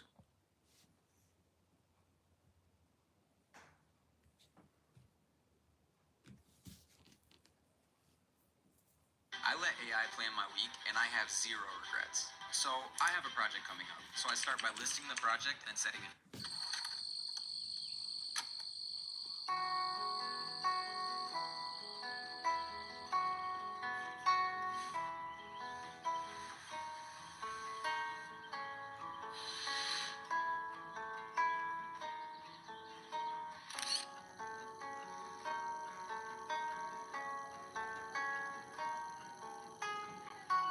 Hello everyone, it's Lynn again, and in case you didn't know, I'm a YouTuber. I'm just a person who happens to, talk to myself a lot on the internet. And because I have been doing it for nearly 6 years, almost 7 now, I have some tips and tricks for how to film yourself and make your videos cinematic, and specifically vlogs, because I think there is a unique structure to creating a vlog. There's a lot of challenges that comes with filming in public, filming unexpected moments, and knowing how to pull it together, make it feel cohesive. And it took me so long, many years of practice, trial and error, taking risks, experimenting to get where I am now. And where I am now is, I've definitely learned a lot, but I feel like I still have so much more to learn. For this video, I am teaming up with Epidemic Sound.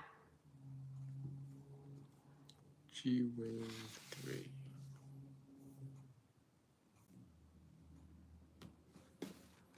Alright, I'm done vlogging. Thanks for joining.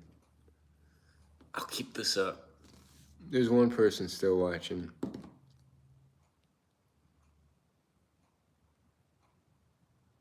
$265. Let's see. 20.